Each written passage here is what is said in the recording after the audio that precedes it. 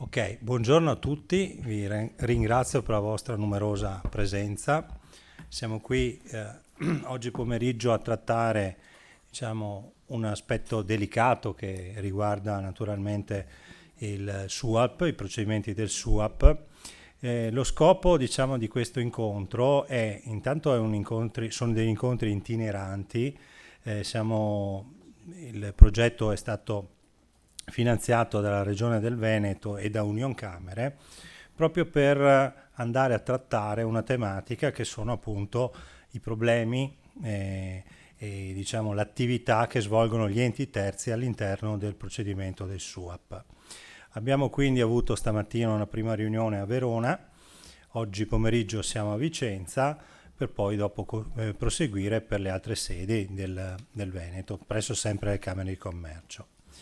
Oggi i relatori di questa giornata sono, partendo a sinistra, il dottor Raffaello Sestini, che è un magistrato amministrativo del Consiglio di Stato, l'ingegner Carlo Apponi, che è un consulente del Ministero dell'Ambiente, che ha visto tutto nascere, tutte le problematiche del SUAP in questi anni, tutti e due, quindi ottimo, abbiamo assolutamente un quadro giuridico, certo, proprio da chi l'ha visto nascere. E poi Maurizio Vegoscocco, che magari molti di voi già conoscono, perché è stato il referente, il consulente di Infocamere, che ha lavorato qui in Camera di Commercio di Vicenza per molti anni e adesso segue la Camera di Commercio di Venezia, ma segue in particolare tutte le problematiche del SUAP. Dimenticavo di autopresentarmi, io sono Michele Marchetto, sono dirigente in Camera di Commercio, sono conservatore del registro imprese e seguo anche tutte le tematiche SUAP. Oggi, vedendo l'elenco dei partecipanti, ci sono, la stragrande maggioranza sono proprio funzionari e dirigenti degli enti terzi, più naturalmente qualche responsabile SUAP di comuni. Ecco, quindi io limito al minimo la mia presentazione e inizierei ad trattare le tematiche giuridiche passando la parola al dottor Sestini. Grazie.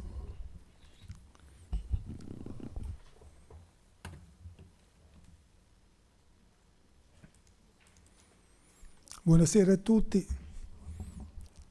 Io sono molto contento di essere qui con voi a parlare di queste cose perché è una piccola ma probabilmente una importante sfida che è iniziata qualche anno fa, quando in un momento in cui le riforme erano di moda e si cercava di modernizzare, rendere un pochino più efficiente e amichevole l'amministrazione nei confronti dei cittadini e in particolare delle imprese, cioè di favorire in qualche modo il benessere delle comunità locali mediante lo sviluppo economico più accentuato, venne in mente non al governo dell'epoca, ma non perché fossimo particolarmente intelligenti, ma poiché era un'esigenza che nasceva dal mondo dell'economia e quindi veniva dagli imprenditori, dai cittadini, venne in mente di inventare lo sportello unico per le attività produttive. Modello che ha poi avuto un certo successo, tanto che l'Unione Europea, con alcuni regolamenti e alcune direttive, lo ha ulteriormente sviluppato e potenziato, motivo per cui oggi questa disciplina non è solo una disciplina nazionale, ma risponde a un modello organizzativo diffuso in ambito europeo che dovrebbe, almeno queste sono le intenzioni, risolvere o comunque portare a soluzione, verso soluzione, le problematiche che da sempre riguardano il rapporto fra il cittadino e un'amministrazione vissuta come matrigna o quantomeno disattenta e in realtà spesso anche poco efficace a tutelare l'interesse pubblico che dovrebbe motivare il controllo sulla libertà privata e che invece, questa è l'intenzione, dovrebbe diventare un supporto forte per lo sviluppo economico territoriale e quindi per il benessere della comunità. Quindi modificando radicalmente il modo in cui è percepita oggi e riportandola alla sua vera natura, alla sua vera funzione, che è quella di tutela dell'interesse pubblico e di tutela dei diritti delle persone, sanciti dalla Costituzione, quindi i diritti degli imprenditori di fare il loro lavoro, ma anche i diritti delle popolazioni e dei lavoratori di non essere pregiudicati dalle iniziative degli imprenditori. Quindi in questo bivio, in questo dilemma, si colloca la posizione dello sportello unico per le attività produttive che dovrebbe portare a sinergia questa doppia finalità. Finalità che quindi è comune ai comuni, scusate il bisticcio di parole, alle camere di commercio e agli enti terzi, cioè tutte le amministrazioni che in qualche modo si occupano di garantire, secondo un'impostazione arcaica, di garantire il rispetto delle regole e quindi il blocco di tutto quello che potrebbe sembrare non rispondere alla regola che si svolge sul territorio, salvo poi farsi passare gli elefanti verdi davanti, perché se tu stai attento a tutto in realtà non stai attento a niente. E secondo invece una logica evolutiva, costituzionalmente orientata, del ruolo dell'amministrazione, preposta invece a favorire lo sviluppo della libertà individuale e delle autonomie territoriali in modo da garantire il massimo possibile di benessere economico per ogni comunità locale. E questa è la sfida che riguarda tutti noi. Questa è la cosa di cui parleremo, cioè lo sportello unico per le attività produttive, che ha un omologo oggi ed è lo sportello unico per l'edilizia.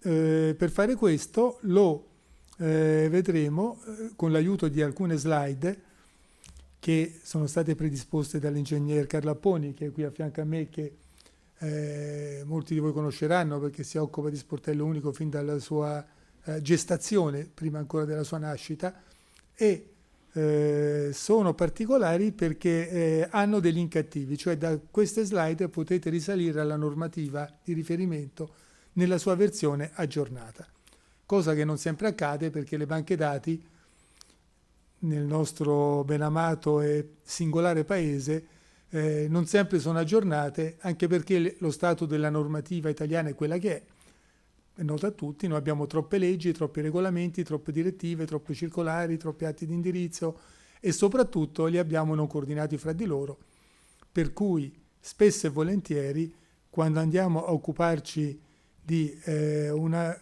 vicenda, quando io devo decidere un giudizio, ho davanti a me due parti, ciascuna delle quali è convinta di avere ragione perché ha delle norme che gli danno ragione.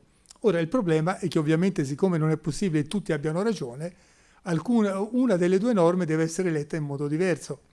Per fare questo è necessario agganciarsi ai principi fondamentali, cioè alla Costituzione in primo luogo, e quindi mediante interpretazioni costituzionalmente coerenti e orientate e anche comunitariamente coerenti e orientate, visto che l'articolo 11 della Costituzione limita l'ordinamento italiano in favore dell'Unione Europea, per arrivare all'unica conclusione che è quella coerente con l'interesse pubblico perseguito e con le libertà tutelate in quella specifica fattispecie. Allora noi possiamo capire lo sportello unico se capiamo le funzioni che gli sono attribuite, cioè quello a cui serve. Perché purtroppo la nostra storia, anche recente, è fatta di tante scatole giuridiche, amministrative, organizzative, costruite per fare un favore a qualcuno, per dare una poltrona a qualcun altro, per garantire un certo interesse o una certa pressione, ma non per svolgere un'attività di interesse pubblico. Allora, se noi cominciamo a partire dall'interesse pubblico perseguito da un'organizzazione, da un'attività, riusciamo a dipanare tutti i dubbi e tutte le variabili che possono riguardarli. E questo vale soprattutto per lo sportello unico, che di dubbi nella sua costruzione, essendo particolarmente innovativo rispetto a alcune logiche tradizionali italiane, ne ha suscitati tanti.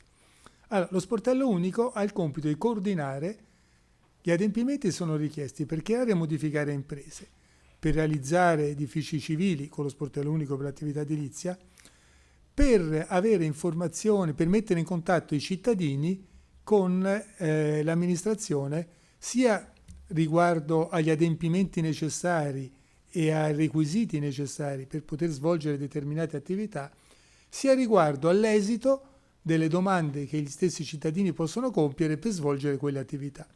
Oggi è complicato avere entrambe le informazioni e quindi la sfida di questa disciplina è quella di riuscire a organizzare un rapporto fra amministrazione e cittadini che sia improntato banalmente all'articolo 97 della Costituzione, che impone efficienza e imparzialità e risponda a criteri che sono anche quelli comunitari di buon andamento, buona fede, tutela dell'affidamento, nel caso dell'imprenditore e delle popolazioni e dei lavoratori che sono interessati a quell'inizio di attività.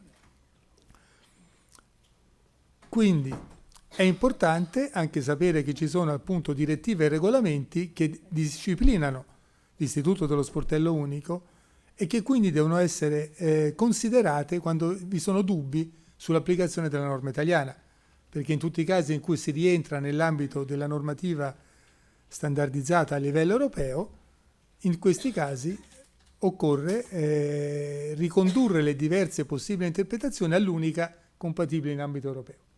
Quindi vedete che abbiamo delle direttive, citate nelle slide, e dei regolamenti che riguardano lo sportello unico, lo riguardano come strumento di organizzazione per la direttiva servizi, lo riguardano per quanto riguarda i rapporti fra amministrazione e cittadini, lo riguardano, e questo supporta e convalida un'evoluzione dello sportello unico, anche per quanto riguarda il dialogo telematico fra cittadino, impresa, amministrazioni, che vede come snodo lo sportello unico. Infatti il regolamento 1724 del 2018, relativamente recente, parla di sportello digitale unico.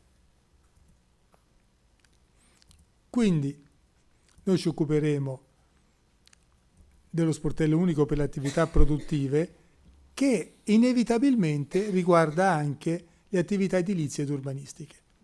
Questo perché la logica dello sportello unico è una logica che risponde a un principio che è insieme comunitario, di matrice comunitaria europea, ma che oggi è sancito dalla Costituzione, che con la riforma del titolo V ha introdotto il principio di sussidiarietà nella doppia accezione, cosiddetta verticale e orizzontale.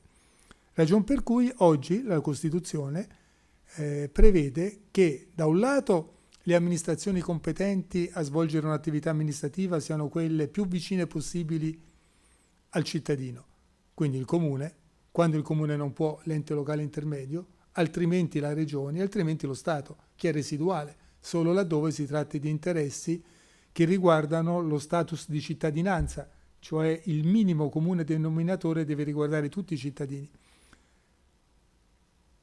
La salute come diritto fondamentale, la concorrenza, la libertà di iniziativa economica. In questi casi è competenza statale. Per tutto il resto invece si va a ritroso avvicinandosi il più possibile al cittadino.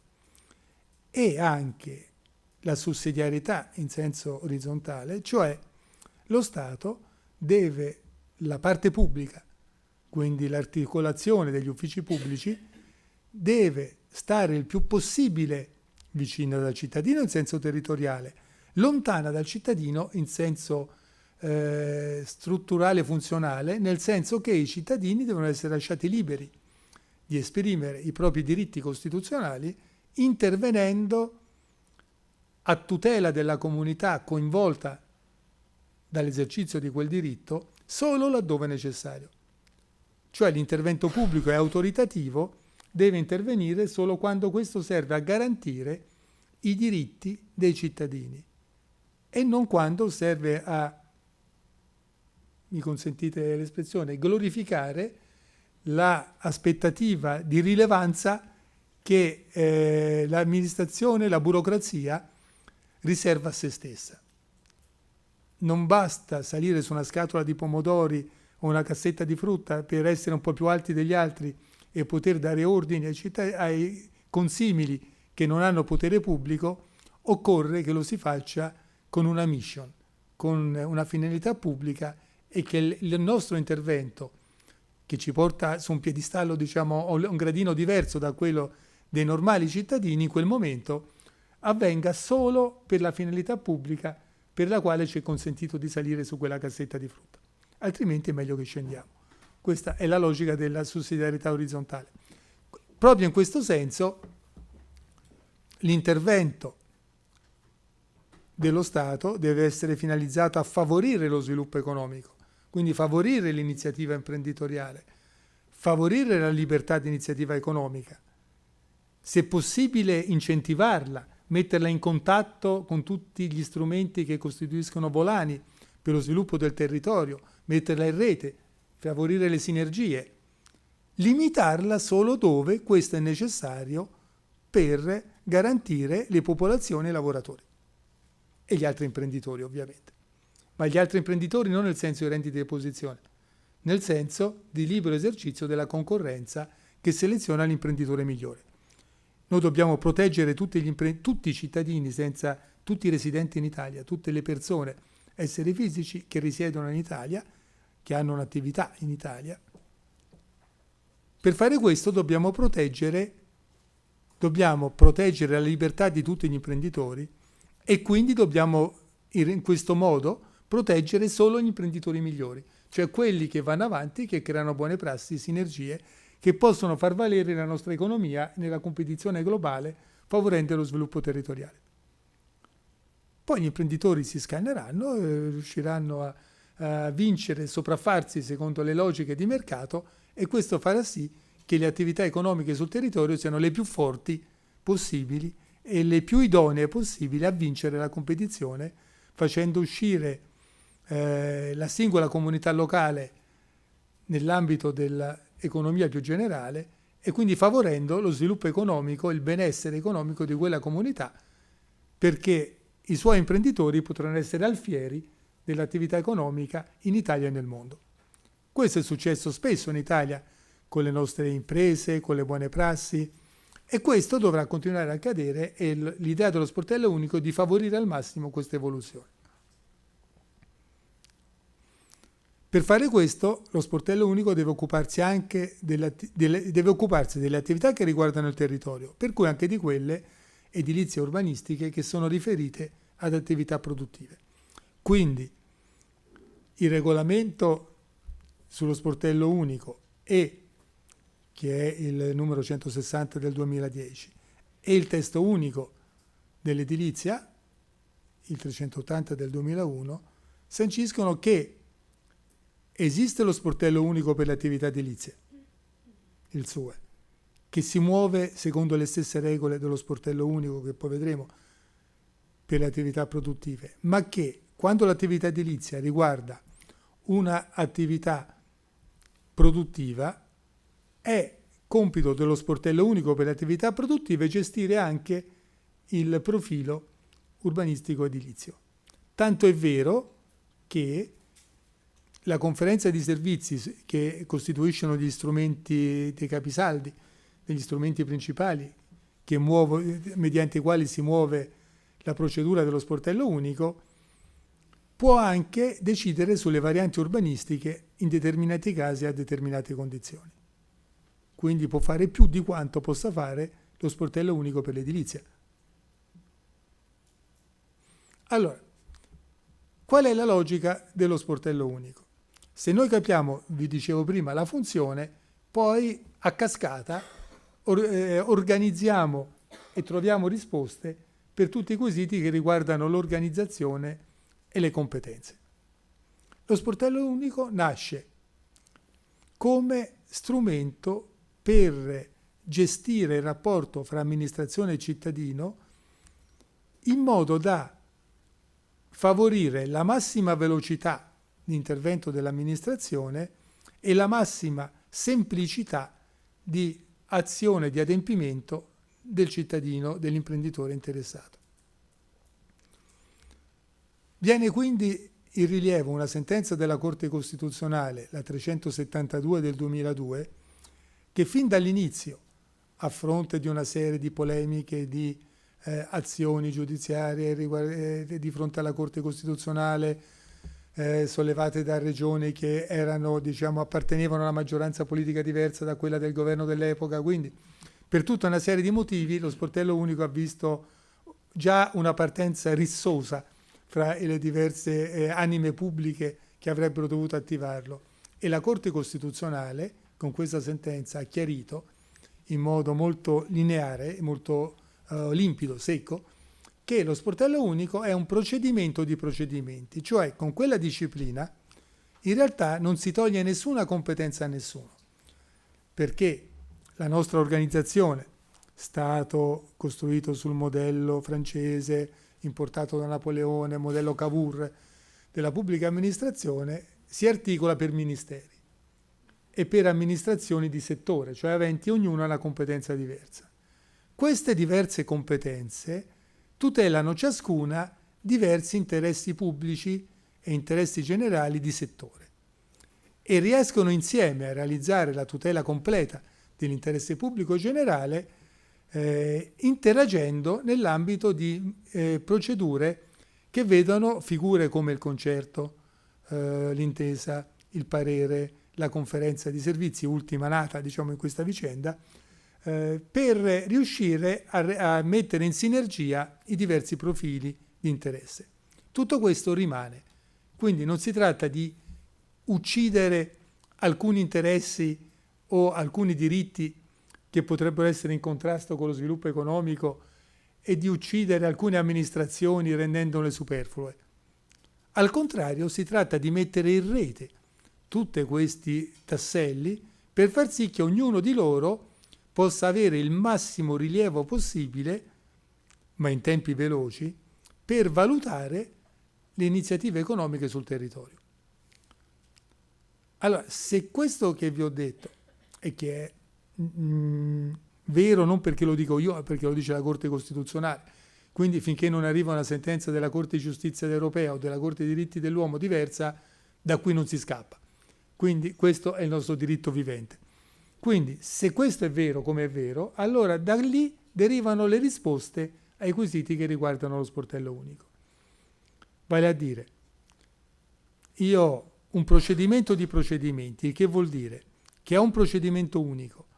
Allora se il procedimento è unico, la porta di ingresso del procedimento è unica, lo sportello unico. La porta di uscita del procedimento è unica, il provvedimento finale, o il silenzio, assenso, il decorso del termine nella scia. Vuol dire che tutti gli atti di comunicazione fra l'imprenditore e l'amministrazione passano per un'unica porta, perché altrimenti finisce la semplificazione in favore del cittadino. Quindi vuol dire che le istruttorie, le attività interlocutorie transitano tutte attraverso lo sportello unico. Vuol dire che l'imprenditore non può scegliere l'ufficio dove lavora il cugino, il cognato o l'amico del calcetto e presentare la domanda lì, la presenta allo sportello unico. Se l'amministrazione riceve la domanda quando non gli compete, non può gestirla perché è più brava, perché è più volenterosa, perché è amica dell'imprenditore. Nessuna ipotesi è valida. Sapete che l'abuso d'ufficio è per atti propri e per atti impropri. Quindi non c'è bisogno di andare contro l'interesse pubblico, basta anche farlo in modo sbagliato. Allora l'amministrazione prende le carte, le infiocchetta e le restituisce allo sportello unico, riportandole sul binario corretto. Quindi, ad esempio, quando si dice esiste il doppio binario, se del doppio binario uno dei due è un binario morto, no, non esiste, perché salire sul binario morto vuol dire finire in mezzo a un campo, quindi non funziona. Bisogna salire, prendere lo scambio giusto e risalire sul binario vero che porta a destinazione. Allora, questa è una prima risposta che deriva da questo quadro. La seconda risposta è: ma allora, se così è, ci sono amministrazioni che possono andare per la tangente e seguire la propria strada o lavorare al di fuori di questo schema? No, perché se questo è un procedimento unico, vuol dire che tutti i procedimenti diventano, dice la Corte Costituzionale, subprocedimenti istruttori e tutti i provvedimenti specifici diventano atti istruttori. Questo vuol dire che ogni amministrazione deve stare nel registro, nel quadro, che serve a intonare questo motivo musicale che porta a una decisione rapida ed esatta, il più possibile, esatta il più possibile, rapida in ogni caso, a prescindere, lì non è possibilità, è un obbligo, la tempestività, a partire appunto dall'articolo 97 della Costituzione, e l'amministrazione deve arrivare in tempo utile. Se arriva tardi arriva male anche quando ha ragione. E vi racconto poi un caso giuridico che decido fra 3 giorni che riguarda proprio una cosa del genere, a dimostrazione di come un'amministrazione lenta possa fare danni anche quando si muove bene. Allora, le risposte sono tutte qua. A questo punto non siamo in grado di leggere il regolamento dello sportello unico, che è il 160 del 2010, regolamento che è statale, perché abbiamo detto le competenze sono ripartite secondo questo principio di sussidiarietà, che era già dentro l'articolo 5 della nostra Costituzione, principio fondamentale, quando si dice che la Repubblica una e indivisibile promuove le autonomie locali. Quindi l'attività di sportello unico si svolge sul territorio e quindi necessariamente vede il comune come soggetto attuatore. Perché? Perché il comune rappresenta la comunità locale mediante un principio di rappresentanza democratica. La comunità locale elegge i propri esponenti che organizzano il governo del comune. Addirittura in certi casi elegge il sindaco direttamente. Quindi la comunità locale è rappresentata dal comune, la comunità locale è coinvolta dall'attività amministrativa e il comune è il soggetto competente a gestire questo. Come fa il comune a gestire questo? Deve attivare uno sportello unico che deve avere certi requisiti, certe caratteristiche. Ce la fa il comune a farlo? Lo può fare in un modo molto semplice, che è quello di dare questa competenza dal punto di vista gestionale alla Camera di Commercio. Non ce la fa il comune? La legge dà questa competenza gestionale alla Camera di Commercio, perché comunque l'attività amministrativa, la tutela dei diritti dei cittadini non ammette spazi, come in fisica non sono ammessi spazi vuoti, qualcosa li riempie necessariamente, e quindi se lo sportello unico non è in grado di funzionare nell'ambito sotto l'ombrello comunale, deve esserlo sotto l'ombrello della Camera di Commercio. Perché?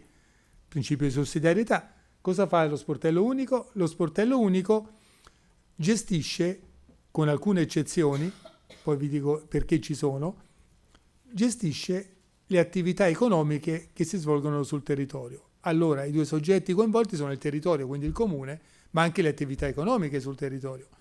Chi è preposto alla regolazione e tutela delle attività economiche sul territorio? Le Camere di Commercio. Ecco perché la Camera di Commercio è quella che fisiologicamente, su indicazione del comune, e comunque anche se il comune invece non riesce a dare indicazioni, è quella che gestisce le attività di sportello unico. Perché sono attività che riguardano le energie imprenditoriali locali che sono rappresentate e tutelate dalla Camera di Commercio. Quindi vedete, tutta una logica e tutto risponde a una regola.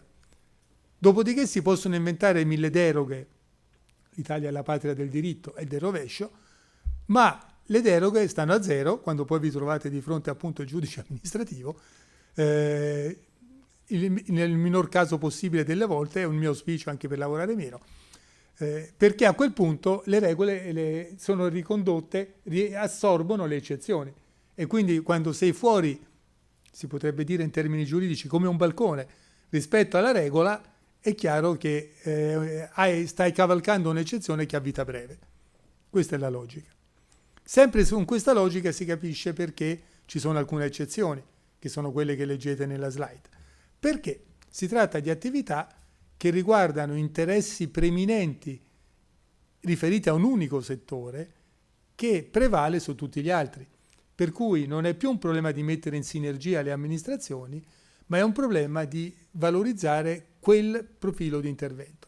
Per cui quando si tratta di parlare dell'approvvigionamento energetico del paese, della gestione delle materie radioattive, dei rifiuti radioattivi e dei rifiuti in genere, della ricerca e coltivazione degli idrocarburi, che come intuite ha un grande rilievo di strategia nazionale ma anche un grande impatto ambientale. In tutti questi casi non si tratta di attivare lo sportello unico nella sua ordinaria disciplina, ma di garantire questo interesse prioritario, che è quello alla sicurezza, alla tutela dalle radiazioni, alla tutela del territorio nell'ambito della coltivazione di idrocarburi, e quindi non vale. In tutti gli altri casi invece si applica la disciplina dello sportello unico per le attività produttive, che quindi è una disciplina generale e residuale, cioè riguarda tutto quello che non ha deroga specifica e riguarda tutte le fasi del procedimento, per cui dall'inizio del procedimento, con l'ingresso della domanda allo sportello unico, avrò poi il permesso di costruire o comunque la fase edilizia, e avrò poi i pareri di sicurezza a partire dal parere dei vigili del fuoco e tutti gli altri della soprintendenza dove si tratti beni tutelati e così via, e poi avrò l'autorizzazione unica ambientale per tutte le verifiche ambientali ormai coordinate anche loro, e arriverò al provvedimento finale.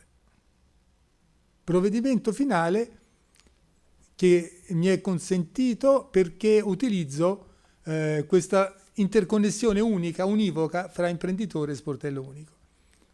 Per cui lo sportello unico costituisce anche il portale di ingresso e uscita delle informazioni e i rapporti fra impresa e imprenditore. E questo lo sancisce in particolare il decreto legislativo 59/2010 come punto di contatto a livello nazionale per la direttiva servizi e per tutte le attività che sono oggetto di un'armonizzazione comunitaria. Quindi anche il punto di raccordo fra i diversi punti di raccordo, cioè la madre dei punti di raccordo, ditela come volete, insomma, da lì devo partire. Allora lo sportello unico per le attività produttive si può leggere anche come punto d'ingresso dell'informazione, cioè il portale che deve essere gestito dallo sportello unico.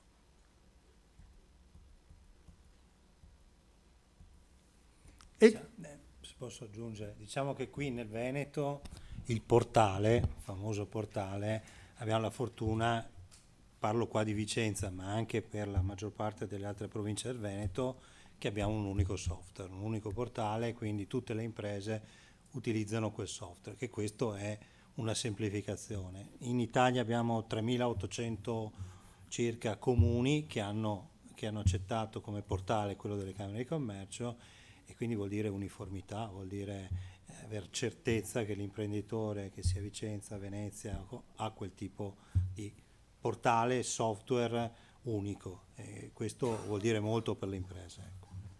Chiusa parentesi. È molto importante perché la logica è quella di mettere in sinergia ogni risorsa produttiva e ogni risorsa organizzativa dell'amministrazione. Per fare questo necessariamente tutti devono parlare lo stesso linguaggio. Quindi il ruolo delle Camere di Commercio e di Unioncamere in questo è fondamentale, perché garantisce un linguaggio unico.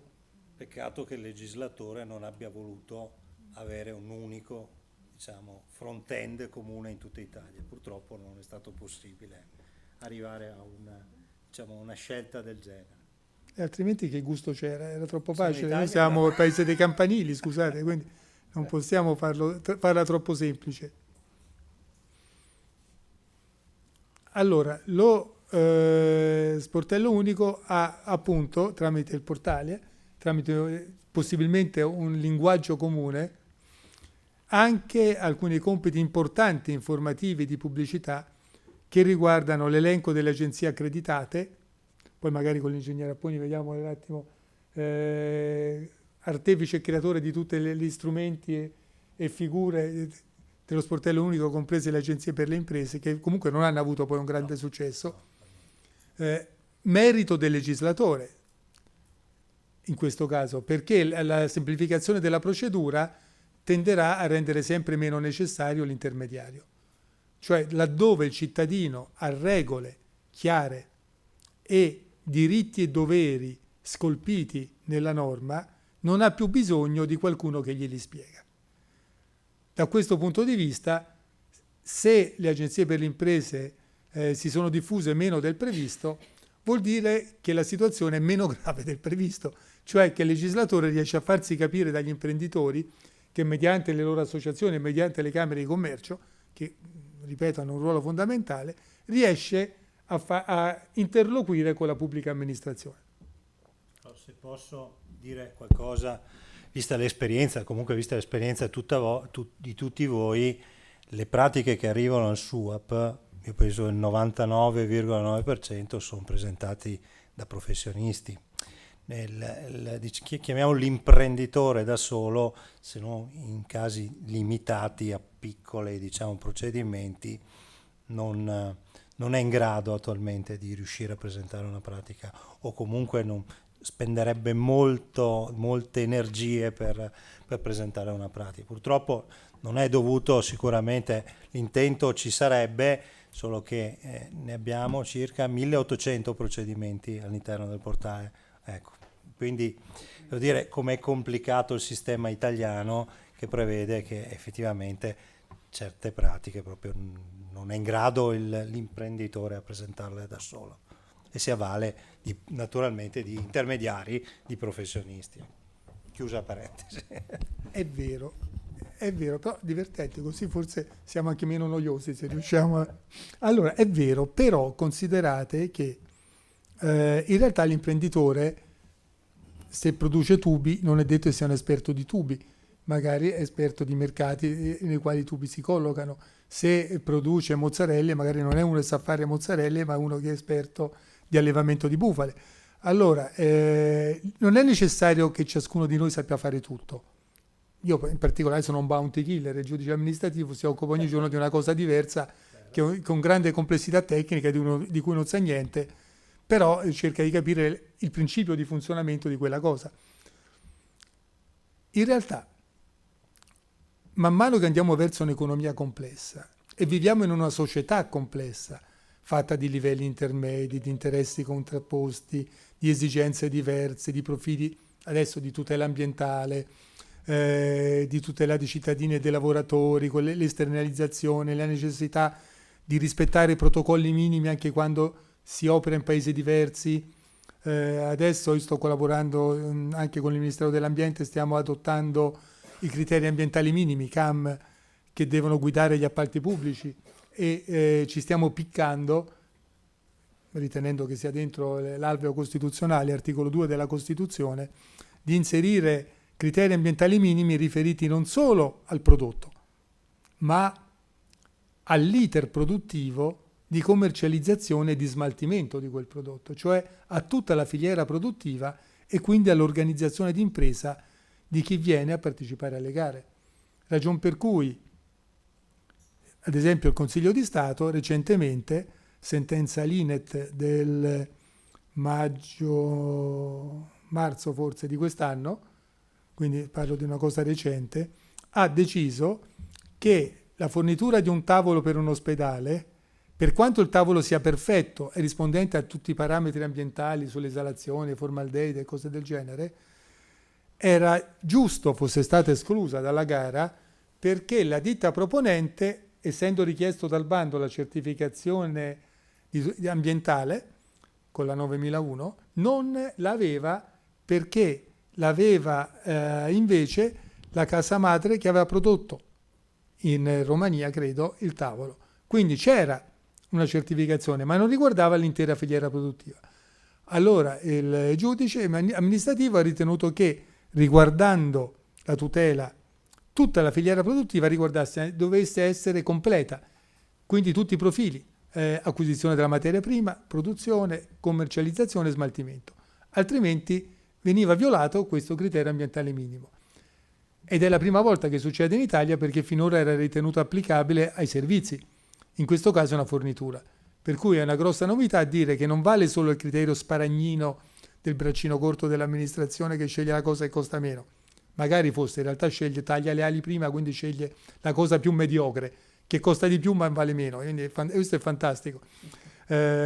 Ma si dovesse tenere conto del costo globale per la comunità di quel prodotto, e quindi fosse legittimo modificare il punteggio anche in base a criteri ambientali. riferiti all'ambiente in generale. Con lo stesso criterio, considerate, si possono inserire criteri etici, per cui rispetto delle popolazioni, rispetto dei lavoratori. Un prodotto ricavato coltivando nelle aree incendiate dell'Amazzonia probabilmente potrebbe essere respinto in un appalto pubblico. Ed è presumibile che potrebbe vincere il ricorso di fronte al giudice amministrativo, in base a questo precedente. Quindi non sto spendendo, insomma, non lo so, poi bisogna vedere il collegio che decide, non è il singolo giudice per fortuna, però questo precedente sembra deporre in questo senso. Allora cosa vuol dire questo? Che noi viviamo nella complessità, una complessità di cui dobbiamo farci carico. Ad esempio tutti i profili di impatto ambientale, di sostenibilità ambientale devono essere valutati nella valutazione economica, economicistica di un'attività. Il che vuol dire che l'imprenditore non è più il singolo imprenditore che fa il manico di un ombrello e lì finisce la sua attività, ma dovrà porsi il problema delle piogge acide, della resistenza di questo ombrello quindi agli agenti chimici e di mille altre cose. Ognuno deve imparare a fare tanti lavori perché viviamo in un mondo complesso. L'unico modo per resistere a una complessità è quella di dare una risposta che, essendo ancora più complessa, consente una soluzione semplice. Che vuol dire questo? Che ne parlavo stamani all'altro incontro che abbiamo fatto, che la prima automobile che ho guidato io, quando pioveva e si bagnavano le puntine delle candele, dovevi farla partire a manovella. Uscivi sotto la pioggia, giravi la manovella, erano a 2 cavalli e quella partiva. Adesso gli elettrauti sono spariti perché le automobili hanno schede elettroniche che solo il concessionario col suo computer riesce a gestire. Quindi quelle automobili hanno dei costi e delle complessità molto superiori a quelle di un tempo, ma utilizzano molte meno materie prime. Con 20 auto di oggi se ne faceva scarso una Ford T del Novecento e si guidano con una grande facilità rispetto al passato. Allora, per dare risposte semplici all'imprenditore e al cittadino bisogna costruire sistemi complessi. Non si può risolvere la complessità di oggi con la semplicità organizzativa. La complessità della risposta consente la soluzione semplice, che è una sintesi della complessità. Quando io entro nella macchina moderna e quella si accende da sola perché mi ha visto, diciamo, senza toccare nemmeno la chiave, sto facendo una cosa semplice che dietro ha una grande complessità di studio progettuale. La stessa cosa deve riguardare le attività che le amministrazioni fanno insieme agli imprenditori. Quindi l'imprenditore ha bisogno dei tecnici e questa non è un'anomalia, perché non può essere esperto di tutto. Quindi deve avere bisogno dei tecnici, perché altrimenti vuol dire fare una cosa banale. Quindi quando inizia l'impresa a diventare significativa, come dicevo prima, per il benessere collettivo, lì per forza hai bisogno di tecnici. E l'amministrazione ha bisogno di grandi competenze, di interagire. Come fa l'amministrazione? Banalmente direi convincendo i cittadini a scegliere politici che vogliono un'amministrazione efficiente, che già è una buona base di partenza. Quindi vuol dire investire nell'amministrazione, dargli finanziamenti adeguati, garantire il turnover, formare il personale, un po' quello che sta succedendo in questo momento, grazie alle Camere di Commercio. Fare entrare i giovani. Fare entrare i giovani, appunto, garantire. Oggi siamo tutti... Non solo, ma poi bisogna garantire il lavoro di chi lavora nell'amministrazione e quindi riconoscerlo sia economicamente sia come gratificazione professionale, consentire che le maggiori attitudini, capacità e propensioni a lavorare siano riconosciute e non sia un mondo di gatti grigi dove lavorare e non lavorare è la stessa, anzi al contrario, chi non lavora fa più corsi e fa più carriera, tendenzialmente, quindi è terribile. Allora, bisogna partire da lì, perché sennò questa è l'obiezione che ovviamente potreste fare. Vabbè, ma queste sono le nozze coi fichi secchi. Però partire per lì, siccome è un gatto che si morde la coda, vuol dire anche avere un'amministrazione che recupera l'orgoglio di quello che è, si pone in modo autorevole nello snodo fra libertà e autorità che riguarda il nostro sistema economico e riacquista un suo ruolo, una sua dignità, una sua funzione. Quindi occorre che le due cose vadano di pari passo.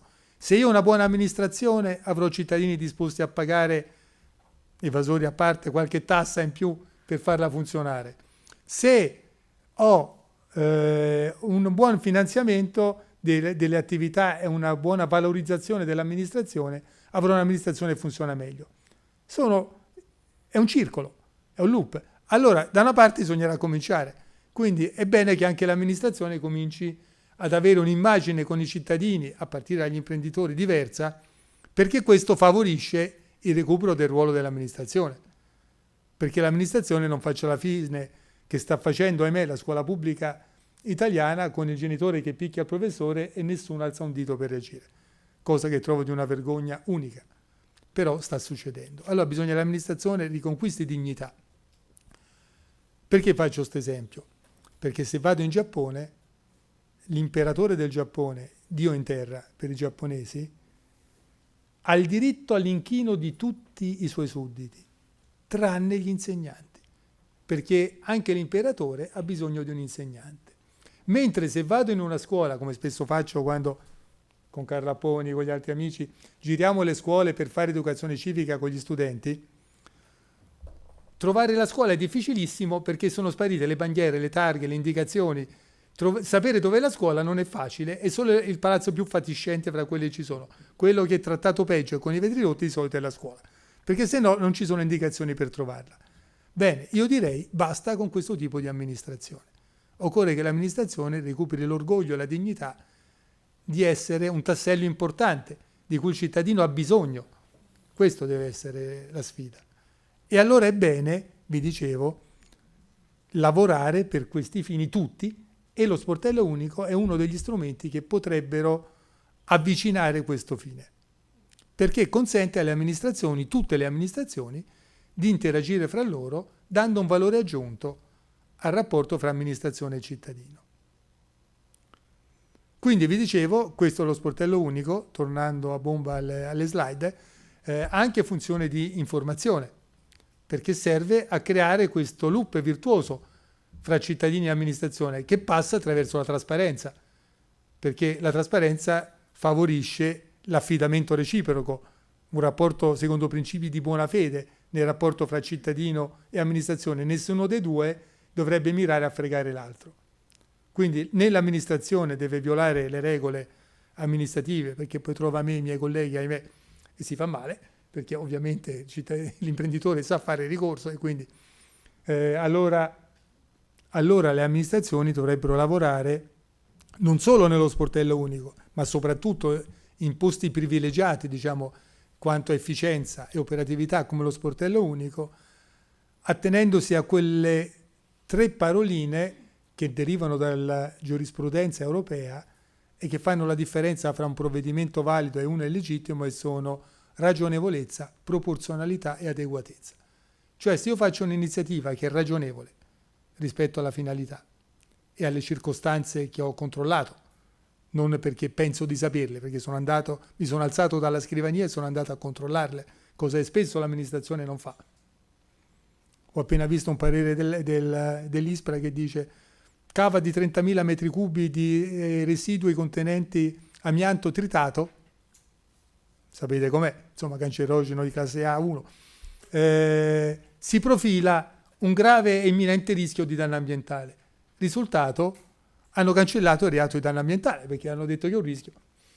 Allora, se qualcuno di là, in quegli uffici, si fosse alzato, fosse andato a controllare, forse non avrebbe detto che c'era un rischio, avrebbe detto che c'era il danno, che cambiava un pochino, diciamo, il rapporto col giudice penale di questa vicenda. Quindi un'amministrazione autorevole che si muove sul territorio, che ha il controllo del territorio, nei limiti in cui le carenze organizzative glielo consentono, ma facendo tutto il possibile perché questo accada, è anche un'amministrazione più efficace e potente. E un principio di assoluta trasparenza aiuta questo ruolo dell'amministrazione. Esempio, sempre il Consiglio di Stato ha deciso in ottemperanza la settimana scorsa che l'amministrazione deve rilasciare i dati che un'altra sentenza del Consiglio di Stato ha riconosciuto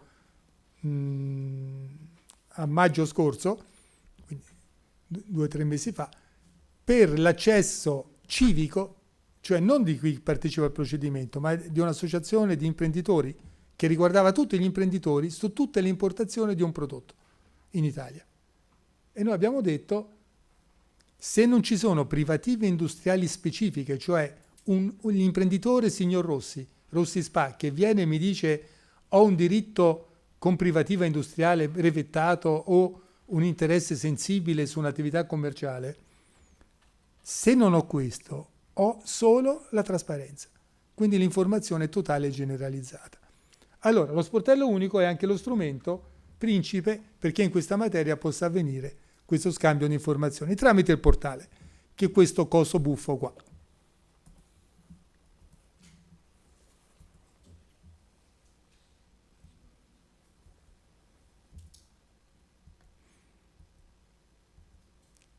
Come funzionano gli sportelli unici? Gli sportelli unici, abbiamo detto, sono organizzati dai comuni, lo possono fare in forma singola associata.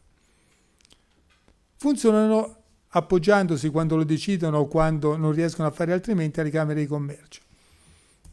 Funzionano mediante sistemi di comunicazione telematica e poi lo vedremo con Maurizio adesso con la sua relazione, perché immagino tutti lo conosciate, perché è il dominus di tutte queste vicende che sono molto complesse e proprio per questo richiedono una riconduzione a unità, ma sono fondamentali, perché se io vi propongo di andare a fare ora come ora un periodo di verifica di stage, di approfondimento, che so, a Helsinki, e vi dico partiamo, qualche giorno a piedi arriviamo, mi prendete giustamente per matto. Ma se vi dico adesso noi prendiamo carta e penna e calamaio e iniziamo a scrivere migliaia di documenti e poi prendiamo un piccione viaggiatore e poi lo mandiamo e quando arriva e se no ritornerà indietro e allora ci sarà la cartolina dell'ufficiale giudiziario per poi riportarlo e rifare dopo la terza verifica appendiamo con 4 puntine da disegno la carta all'ufficio del comune perché così tutti lo conoscono, mi prendete per matto uguale. Allora è necessario lavorare con le procedure telematiche.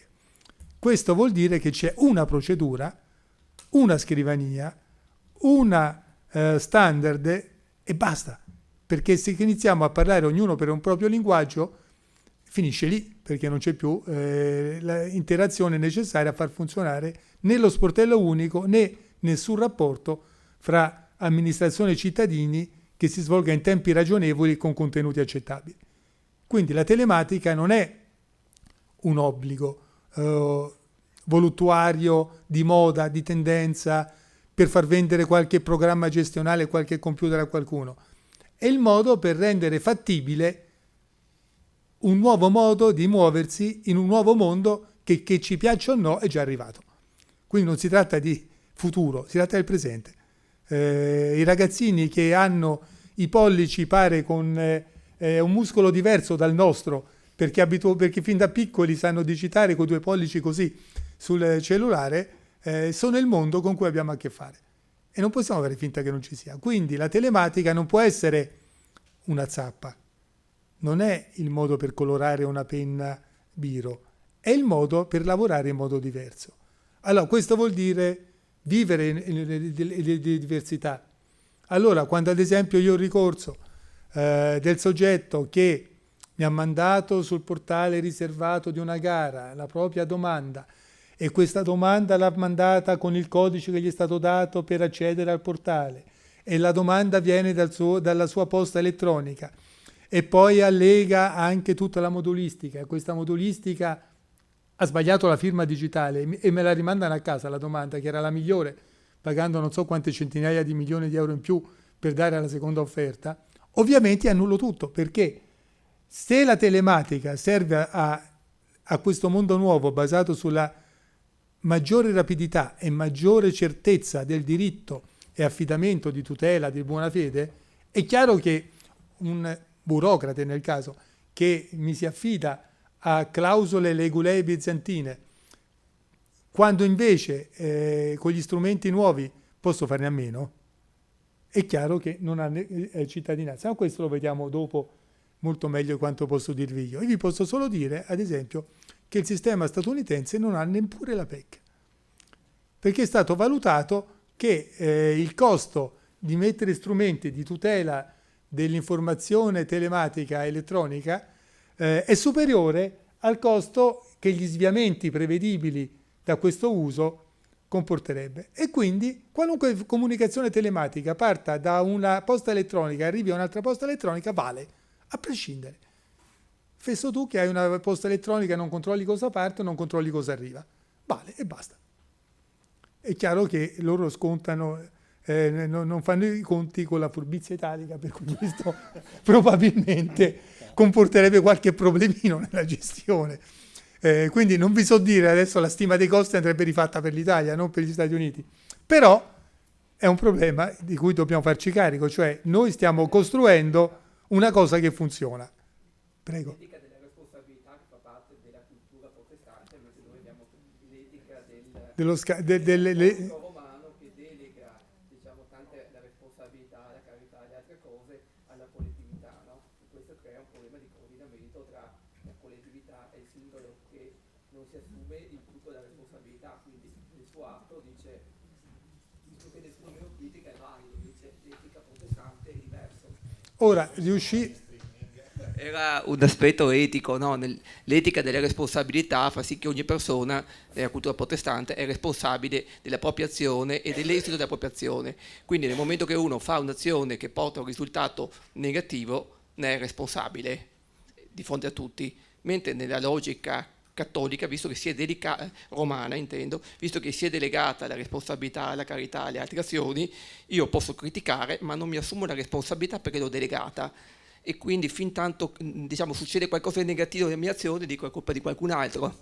E questa è la differenza, per cui da una parte hai bisogno di avere una PEC che inchioda la persona e dice no, è tua perché non puoi ripudiarla, mentre nell'altra logica diciamo, uno guarda l'esito finale, quindi se anche una mail normale viene normalmente accettata, ecco, si entra più nel contenuto. Scusi se... Allora, fare la rivoluzione protestante forse è troppo, è complicato e siamo fuori tempo massimo, quindi la vedo dura. Però alcuni passaggi, tipo non so, nel 2010 abbiamo fatto questa cosa che è bellissima, no? Però ad esempio il CADES è una forma di firma digitale che abbiamo fatto ancora nel 99 o giù di lì, no? Perché non riusciamo ad andare avanti, passiamo al PADES, cerchiamo di avere uno strumento, non so, che uno si controlla la posta e si vede direttamente il file firmato col cellulare, cosa che magari non è possibile con, o almeno se non sono aggiornato, con l'attuale modalità di gestione della firma digitale, che è una sfida, ecco. Allora, si può fare tutto, però l'importante è fare qualcosa. Perché se per fare tutto non si parte mai, non si fa niente. Quindi questa dello sportello unico è una buona partenza per fare qualcosa, perché oltretutto se io comincio a mettere le amministrazioni a contatto fra loro e con i cittadini e quindi suscito le responsabilità e metto il cittadino, ora lo vediamo, soprattutto con la procedura di SCIA, di fronte alle sue responsabilità come imprenditore, e quindi suscito le responsabilità l'autonomia e quindi la responsabilità di ciascuno di questi soggetti, a questo punto riesco a veicolare una briciola di quel concetto di libertà e responsabilità senza andare a coinvolgere grandi sistemi. L'Italia non ha mai fatto rivoluzione, riusciamo proprio noi qui questa sera, è difficile, insomma. Adesso consentitemi di essere dubbioso su questo, però che si possa piano piano spostare l'attività amministrativa in modo più utile per la comunità, ottenendo quindi anche un'autorevolezza e un consenso con la comunità diverso da quello attuale, questo sì, si può fare. E lo sportello unico a questo può contribuire. Può contribuire mediante due tipi di procedure. Mi sa che mi sto allungando troppo sui tempi. Allora, come funziona lo sportello unico essenzialmente? Lo sapete benissimo, attivando i procedimenti che sono già previsti dalla legge 241 del 90 e con tutte le modificazioni, forse troppe e troppo frequenti, che ha avuto e che però garantiscono un sistema abbastanza lineare, ove applicato ovviamente. Allora, il principio, di nuovo, per inquadrare, senza starci a dilungare sui procedimenti, e trovare il bandolo della matassa, la soluzione per i dubbi, torniamo a quello che ci siamo detti prima. Il principio di sussidiarietà, il principio di efficienza e di imparzialità dell'amministrazione. Allora, se io devo stare dentro la sussidiarietà, cioè il massimo di libertà e quindi di responsabilità del cittadino, che vuole fare impresa in questo caso, se io devo stare dentro l'efficienza e l'imparzialità, vuol dire che il cittadino fa quello che vuole. L'amministrazione controlla da lontano, come si fa coi figli. Passo dietro, se cadi ti rialzo, ma sei libero di cadere. E quindi questo è il principio generale, il principio di libertà. Del resto noi siamo una democrazia, il principio di libertà dovrebbe essere la base di tutto quello che facciamo. Lo garantisce l'articolo 2 della Costituzione quando dice che la Repubblica riconosce i diritti inviolabili della persona. Se li riconosco vuol dire c'erano prima di me Stato e io li devo rispettare. Quindi partiamo dalle basi, questo è l'articolo 2 della Costituzione, l'uno è la democrazia e va bene, la sovranità popolare che spiega perché è il comune che si occupa di questa roba, insieme alla Camera di Commercio. Ma allora cosa vuol dire? Vuol dire anche che laddove, siccome la Repubblica non solo riconosce ma garantisce i diritti inviolabili, dice sempre l'articolo 2, laddove questo esercizio di attività imprenditoriale, come poi prevede il titolo secondo della Costituzione, quando va a specificare l'articolo 41, l'iniziativa economica, deve intervenire a tutela di tutti i cittadini coinvolti da un'attività produttiva. Per intervenire deve essere a conoscenza del fatto che c'è un'iniziativa economica, altrimenti come accidenti fa a garantire? Per fortuna non siamo uno Stato di polizia, non abbiamo i portieri degli stabili che chiamano la polizia segreta per comunicare se ci sono cittadini antifascisti, come succedeva qualche tempo fa in Italia, quindi devo mettere l'amministrazione in grado di sapere cosa succede, visto che non ha strumenti di intervento, diciamo, eccessivi, diversi, principio di nuovo di proporzionalità.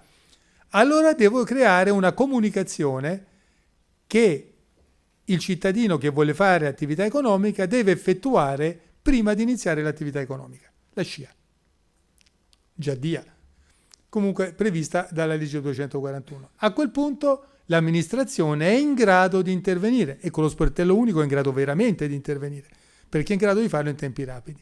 Quindi a quel punto l'amministrazione acquisisce la SCIA tramite lo sportello unico, svolge attività istruttoria se necessaria, documentazione chiesta una volta sola entro 30 giorni, e solo che interrompe solo fino all'arrivo della documentazione richiesta, dando il termine all'imprenditore per fornire la documentazione.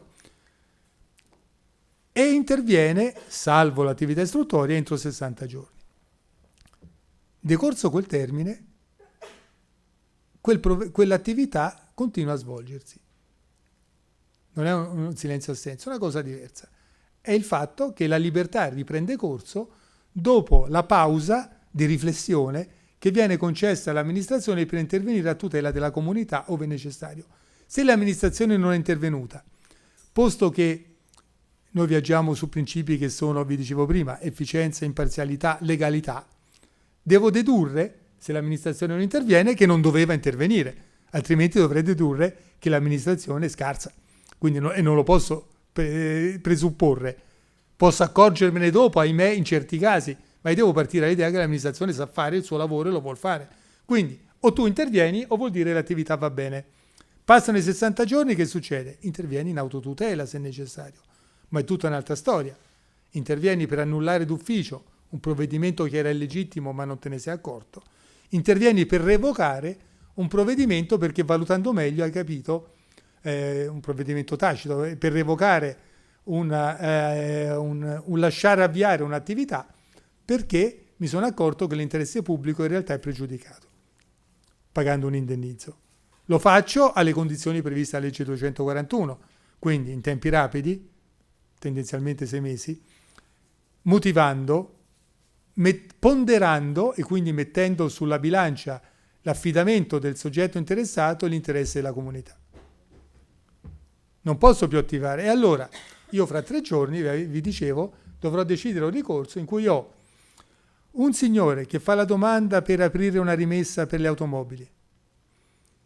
Questo signore ha contatti con pregiudicati, condannati, insomma un bel mondo che per niente è raccomandabile. Io l'auto con le chiavi lì non gliela lascerei, anche se è vecchiotta e malandata. Questo signore, per poter aprire la rimessa, deve passare con una scia davanti alla prefettura. La prefettura lascia decorrere 60 giorni, poi interviene e dice: guarda che tu mi dicono i rapporti informativi dei carabinieri e della questura, hai contatti, hai pregiudizi penali, cioè hai contatti con soggetti condannati, colpiti da misure giurisdizionali o da misure di polizia. Lui dice: va bene, dovevi dirmelo prima. A questo punto, allora che fa il prefetto? No, io te l'ho detto perché il regolamento mi consente di intervenire ogni volta che ci sia una lesione, un pericolo per la pubblica sicurezza. Allora, io in tutti i casi di pericolo per la pubblica sicurezza posso intervenire. Intervenga anche dopo i 60 giorni, perché il mio interesse rimane, il mio potere, per la verità, la mia potestà e potere e dovere insieme. Ho il potere di intervenire e quindi devo intervenire, perché il potere pubblico non è dato per uno sfizio, è dato per tutelare qualcosa di importante, un interesse pubblico. Allora dove mi viene dato lo devo esercitare. Quindi il prefetto deve esercitare questa potestà e blocca l'autorimessa del soggetto, che passati i 60 giorni può essere tranquillamente aperta. Ma qual è il rischio per la pubblica sicurezza? Il fatto che lui fosse in contatto con la malavita. Ma questo faceva parte dei requisiti che andavano valutati nei primi 60 giorni. Allora, vedete, l'amministrazione ha sicuramente ragione, ma non è escluso che si prenda invece un diniego, un torto, perché è andata fuori, è uscita di curva, per così dire. Allora, vedete quanto è importante essere rapidi, perché altrimenti avere ragione non basta se non la fai valere quando dovevi farla valere. E questa è la scia. Poi ci sono i casi di silenzio-assenso. Domanda? No, visto. No. Scusa. Gli occhiali. I casi di silenzio-assenso sono così fatti. Tua amministrazione non fa niente, cos'è? È un silenzio in adempimento. Dovevi fare, non l'hai fatto. Allora il cittadino andrà dal giudice amministrativo, attiverà un processo contro il silenzio, il giudice amministrativo dirà: brutta amministrazione cattiva, adempi, l'amministrazione adempi, gli dà torto. A quel punto lui deve rifare di nuovo un ricorso e dire: l'amministrazione ha adempiuto ma mi ha dato torto e quindi è illegittimo questo torto. Risultato: abbiamo triplicato i tempi e raddoppiato l'onere organizzativo e amministrativo per arrivare alla stessa decisione. Allora il legislatore interviene e dice: in certi casi vale no, in certi casi vale sì. Silenzio-assenso e silenzio-diniego. Quindi in casi importanti che riguardano la salute, l'ambiente, i casi previsti dal diritto europeo. Fuori da questi casi c'è il silenzio-assenso. Passato il periodo di tempo, il termine previsto, l'amministrazione è come se avesse aderito alle ragioni della domanda. Quindi non è un provvedimento tacito sicuramente, perché gli manca la motivazione. Se così fosse sarebbe sempre illegittimo, ma comunque è un via libera all'esercizio di un'attività. E quindi di nuovo si passa alla fase dell'autotutela, dove l'amministrazione arrivi fuori tempo massimo rispetto a questo. Vi dicevo, ci sono casi in cui invece il silenzio è diniego, che vuol dire che occorre comunque un provvedimento. Allora, nei casi in cui occorre un provvedimento, dove arriva il provvedimento? Dallo sportello unico. Nessun altro può rilasciare il provvedimento. È semplice, insomma, è un po' come i calzini e le scarpe: chi entra, chi esce. Non posso mettere i calzini sopra le scarpe e le scarpe sotto i calzini. Se la domanda passa allo sportello unico, la risposta esce dallo sportello unico. Semplice. Se la vedete così, non c'è nessuno spazio a dire: ti dico di sì, ma le prescrizioni te le dà un altro. Ti dico che Tizio ha detto. No, sportello unico dà il provvedimento finale. Non ci sono santi in questo. Come lo fa? Mediante la conferenza dei servizi, che è una disciplina particolare nella legge 241, ma quella disciplina l'ha scritta l'ingegnere Apponi, quindi a ogni dubbio può rispondere, visto che è farina nel suo sacco. Tutto questo ci consente di arrivare quindi a un sistema che dovrebbe garantire il funzionamento. Questo sistema ha bisogno di due dettagli, e appunto adesso passo la parola con colpevole ritardo ai colleghi, cioè ha bisogno della parte telematica, perché altrimenti mi mancano le ruote per girare in questa realtà che è più veloce e scivolosa. Ho bisogno di un grip sul terreno, me lo può dare solo la procedura telematica. Ho bisogno di lavorare mediante moduli standard di attività, perché questo garantisce la prevedibilità e quindi la qualità dell'attività, perché la qualità è fondamentale. Sempre stamani mi era venuta in mente questa similitudine che non so quanto sia giuridica, ma dà l'idea: se lo sportello è unico, voi provate a aprirlo e chiuderlo. Se il rumore è sempre lo stesso, come succede quando lo fate con un'auto tedesca, allora vuol dire che lo sportello unico funziona bene. Se dopo qualche volta che aprite e chiudete comincia a fare rumori, una volta chiude, una volta no, una volta vibra, una volta rimane aperto, vuol dire che ci sono problemi sull'attività. Per fare questo è necessario avere standard di qualità. Gli standard di qualità si hanno se tutti si muovono in modo prevedibile. Per muoversi in modo prevedibile ci sono due modi soli. Uno è quello che sciaguratamente ogni tanto viene fatto in questo paese: non sai fare gli appalti? Centrale unica di committenza. Non sai fare sta cosa? Te la tolgo. Non sai fare quest'altra? La faccio fare un altro. Risultato: ho un'amministrazione sempre più depauperata, sempre più debole, sempre meno munita di risorse professionali e finanziarie, che sa fare sempre meno cose, perché man mano le sposta altrove. Ed è sbagliatissimo, perché quell'amministrazione che dovrà usare ad esempio l'oggetto della fornitura, che senso ha che faccio scegliere le cose a uno che poi non le usa? Se ci pensate bene è un non senso. Allora dovrei invece fornire l'amministrazione di strumenti. Come faccio però per dare un'omogeneità? Con la modulistica, cioè con il fatto di far compiere le attività secondo modalità prestabilite, prevedibili e controllabili. È una differenza epocale, non una banalità, il fatto di muoversi secondo standard di qualità e non all'improvvisazione: sono più bravo e mi invento una cosa stamani perché l'ho sognata stanotte. Vedete che c'è una certa differenza. E quindi secondo me questa è una bella sfida e secondo me ce la possiamo fare.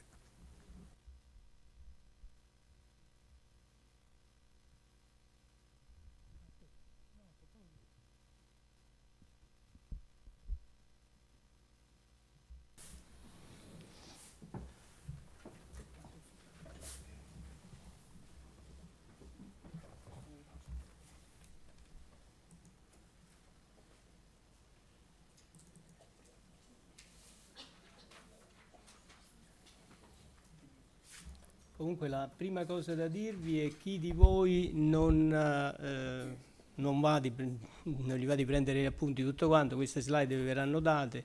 Come diceva il consigliere Sestini, queste slide ce l'abbiamo, cioè sono tutte linkate, le normative richiamate sono linkate a normativa, per cui come tale avete il link anche agli articoli che sono richiamati. Voi sapete che normativa è dello Stato e quindi avete la legge aggiornata a oggi quando interrogate la banca dati. Io vi dirò che cosa stiamo facendo adesso in maniera più rapida possibile per accelerare quel processo di semplificazione che ci ha detto il consigliere Sestini, per poter far funzionare in maniera più corretta e quindi più rapida possibile lo sportello unico per le attività produttive, e quindi per soddisfare l'imprenditore.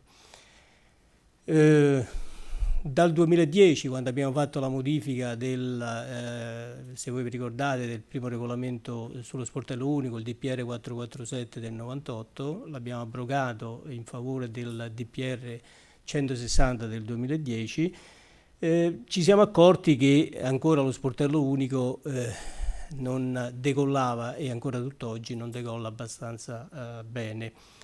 Quindi ci siamo mossi su vari fronti. Io vi parlerò in particolar modo della nuova normativa che abbiamo realizzato principalmente dal 2016 a oggi, e della modulistica che vi serve poi per poter fare la domanda allo sportello unico e quindi poi per avere il provvedimento finale. Nel 2014 abbiamo cercato di capire bene che cosa voleva l'imprenditore e che cosa voleva il cittadino. diciamo, abbiamo messo un call center presso il Dipartimento della Funzione Pubblica, i cittadini e gli imprenditori hanno risposto e diciamo che quello che è risultato a prima vista sulla top 10 degli adempimenti, nel caso dei cittadini erano all'inizio gli adempimenti fiscali, che era molto difficile fare questi adempimenti fiscali, poi adempimenti in procedure in materia di edilizia, prestazioni sanitarie, procedure per disabili, adempimenti in materia di lavoro e previdenza. Le imprese invece erano adempimenti fiscali, adempimenti e procedure in materia edilizia, autorizzazioni all'inizio dell'attività di impresa, DURC e altre documentazioni per gli appalti, adempimenti per la sicurezza sul lavoro. Vedete, tutte e due hanno al secondo posto l'edilizia. L'edilizia è difficile, la modulistica che si presentava era diversa, diciamo, a parte regione per regione, ma comune per comune, c'erano i regolamenti edilizi più vari, ognuno prevedeva determinate cose. La materia pure che atteneva alle attività produttive, quindi tutto ciò, la modulistica che si presentava era diciamo anch'essa complicata. Il Dipartimento della Funzione Pubblica ha nel 2016-2017 approvato l'agenda per la semplificazione. In particolar modo l'agenda per la semplificazione trattava questi temi: la cittadinanza digitale, il welfare e la salute, il fisco, l'edilizia e l'impresa. In particolar modo noi abbiamo preso come Dipartimento della Funzione Pubblica, diciamo, lavorando con gli altri ministeri, l'edilizia e l'impresa. E quindi abbiamo approvato questa agenda per la semplificazione, l'abbiamo poi rivisto gli obiettivi e nel 2018 l'abbiamo rimessa a punto, abbiamo l'aggiornamento dell'agenda per la semplificazione 2018-2020. Nel 2019, a luglio di quest'anno, abbiamo approvato anche il patto per la semplificazione, quindi siamo scesi più in dettaglio per vedere, per semplificare le procedure. Vediamo cosa abbiamo fatto, quindi rapidamente. L'agenda per la semplificazione ha una serie, per l'impresa ad esempio, siamo partiti da una serie di punti, ripetiamo rapidamente, e abbiamo poi per questi punti individuato le azioni da compiere. La modulistica SUAP, semplificata e standardizzata, le linee guida per agevolare le imprese. Cioè la cosa più importante, come si era visto dall'esigenza che avevano i cittadini alle imprese, era quello di fare questa modulistica SUAP. La modulistica era diversa per sportello unico, era diversa poi per, diciamo, non solo per sportello unico, ma anche per regione. Poi le azioni per accelerare la gestione delle procedure complesse. Voi sapete che nel caso di procedure complesse, ad esempio come per ciò che riguarda la conferenza di servizi, l'articolo 14 della legge 241 del 90 ci dice che nel caso di procedure complesse io devo passare direttamente a una conferenza di servizi sincrona, non faccio la sincrona.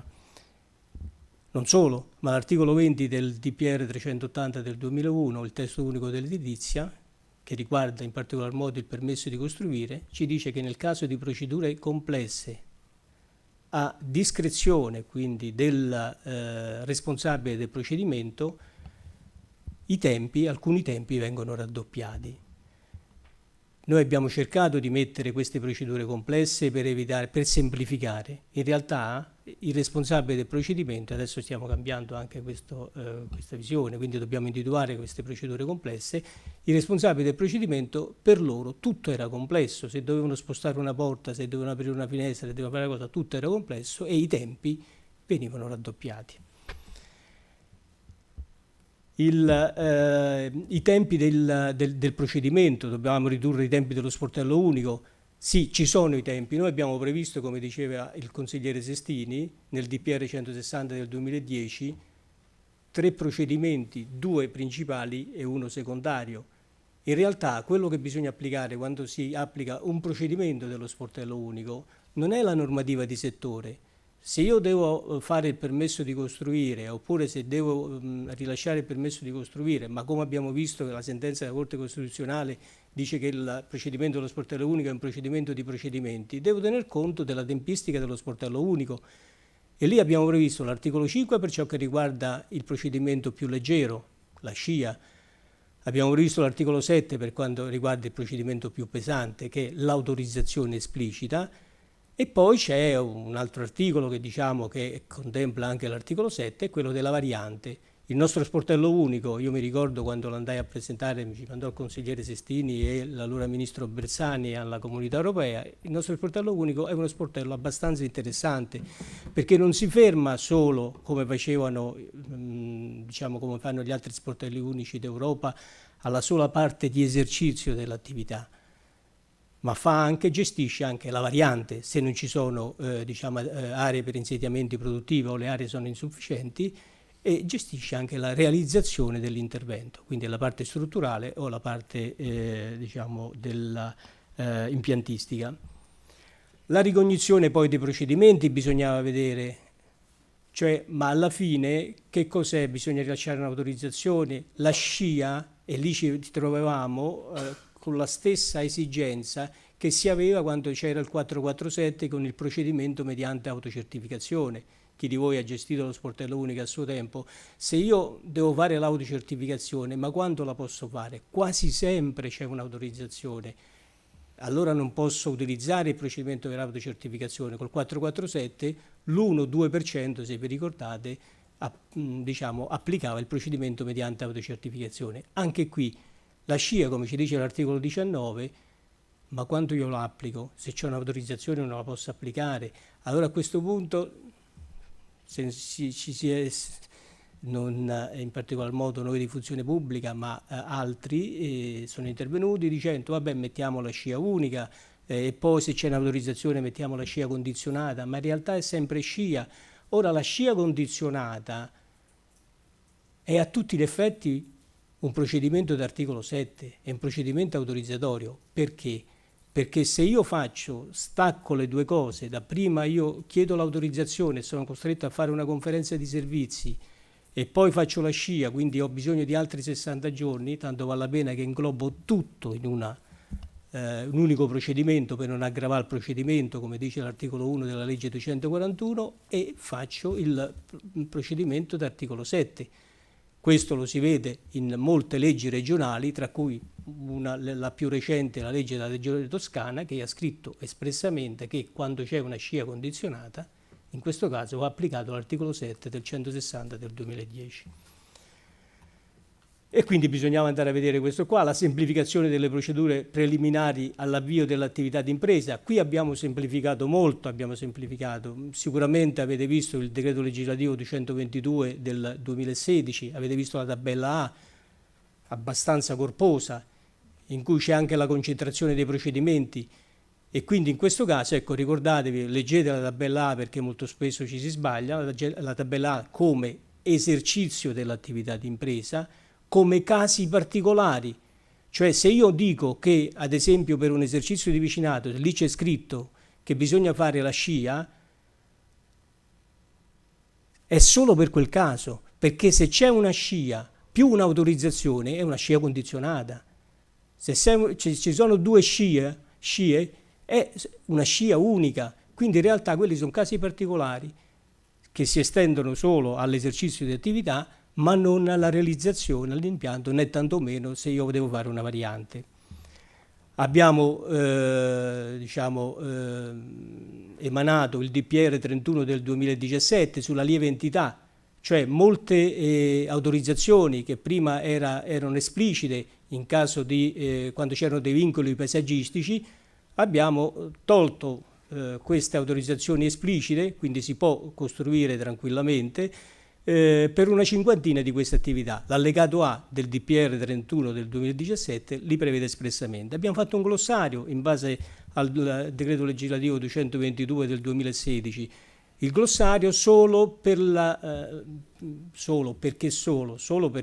è il primo punto, ma dobbiamo fare i glossari anche per altri, solo per la manutenzione ordinaria, cioè per l'edilizia libera.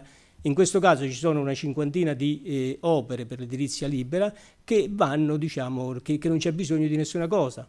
Che posso dire, tanto per fare un esempio, i tetti, il fotovoltaico sopra i tetti con la stessa inclinazione del tetto, che posso dire, i gazebo a certe dimensioni, altre cose, i manti di copertura, quando io devo anche sostituire l'isolante e altre cose. Comunque lì c'è scritto tutto quanto, mentre poi l'allegato B ci dà un'autorizzazione più semplice per le opere soggette all'autorizzazione paesaggistica. Poi abbiamo tagliato i tempi e cercato di tagliare i tempi con la conferenza di servizi. Il decreto legislativo 127 del 2016 ha modificato tutta la conferenza di servizi. Poi l'articolo 16 del decreto legislativo 104 del 2017 tiene in particolar conto della conferenza di servizi nel caso di valutazione di impatto ambientale. Chi di voi tratta la valutazione di impatto ambientale sa che anche lì ci sono delle difficoltà. L'operatività dell'autorizzazione unica ambientale l'AUA. Mi ricordo che con il consigliere Sestini, quando stavamo scrivendo il decreto legge 5 del 2012, all'articolo 23 mettemmo questa, diciamo, autorizzazione unica ambientale per poter semplificare le procedure. In realtà abbiamo visto che il DPR 59 del 2013, che è il regolamento dell'autorizzazione unica ambientale, non è molto snello, dobbiamo rimodificarlo, perché diciamo fissa come autorità competente la provincia. In realtà ci sono una commistione di autorizzazioni e non solo autorizzazioni ma anche di comunicazioni che sono di competenza del comune, di competenza della provincia e di competenza di altri enti, per cui vale la pena, la vostra, diciamo, regione ha individuato varie autorità competenti. Tanto per fare un esempio, la regione Toscana ha individuato come autorità competente, ha tutto, diciamo, portato verso l'alto, ha individuato la stessa regione, è la regione che fa tutto. E quindi dobbiamo, ecco, mettere mano anche a questa benedetta AUA. La verifica di via, insomma, ecco, andiamo avanti per... Ecco, una delle cose che si era visto e che era abbastanza pesante è che noi dovevamo mettere in piedi questa benedetta modulistica. Per mettere in piedi questa modulistica, che cosa? Cioè, dovevamo pubblicarla sul sito, dovevamo imporre alla pubblica amministrazione di recepire questa modulistica che facevamo noi a livello nazionale, che adottava la regione, che la regione, oltre ad adottarla, poi passava al comune, il comune modificava quelle cose che, di sua competenza, e poi veniva messa sul sito del comune, della regione, di altri enti. Primo punto. Sì, va bene, questa modulistica che noi facevamo, se la modificavano tutta quanta le regioni, non aveva nessun motivo di essere fatta. Allora a questo punto abbiamo individuato con gli asterischi, se vedete la modulistica pubblicata sul sito Italia Semplice, che è la modulistica nazionale, con degli asterischi solo le parti che poteva toccare la regione, quindi poche parti che interessavano le normative regionali. Le restanti servivano a noi per fare il monitoraggio e tutto quanto, per cui non venivano toccate. Ma il vantaggio, perché uno poteva dire vabbè, io le tocco perché viene alla Regione Veneto, modifico questa modulistica. Siccome quando noi approviamo la modulistica in conferenza unificata, poi la pubblichiamo in Gazzetta Ufficiale, e siccome l'Agid fa anche gli XSD e li pubblica in Gazzetta Ufficiale, l'unica cosa che si può variare è la parte asteriscata che facciamo variare noi. Quindi se voi toccate un'altra cosa non potete variarla. Andate a parte contro legge, ma non potete variarla perché quello che fa l'Agid non è in contrasto con quello che fate voi. Quindi abbiamo dovuto mettere queste cose che ogni diciamo, amministrazione mette le informazioni, chi è responsabile del procedimento, tutta la modulistica, tutto ciò che serve, e abbiamo scritto poi su queste in Gazzetta Ufficiale che le pubbliche amministrazioni non possono richiedere l'uso di moduli e formulari che non siano stati pubblicati, quindi voi non potete chiedere le cose, e pubblicate tutto ciò che mettete sul sito istituzionale. Se c'è modulistica, il cittadino, l'imprenditore utilizza quella modulistica, se non c'è utilizza quella della regione, se è stata fatta, se non c'è utilizza quello dello Stato, se non c'è niente può presentare qualunque altro foglio di carta e voi non potete fermare il procedimento, è scritto chiaramente. Poi ci sono le varie sanzioni, le varie cose. L'articolo 2 del decreto legislativo l'abbiamo ribadito col decreto legislativo 126 del 2016, che è la cosiddetta SCIA 1. Voi vi ricordate all'inizio, quando uscì, questa era la SCIA 1, modificava la SCIA, l'articolo 19 e 19 bis, e poi la SCIA 2 era il decreto legislativo 222 del 2016.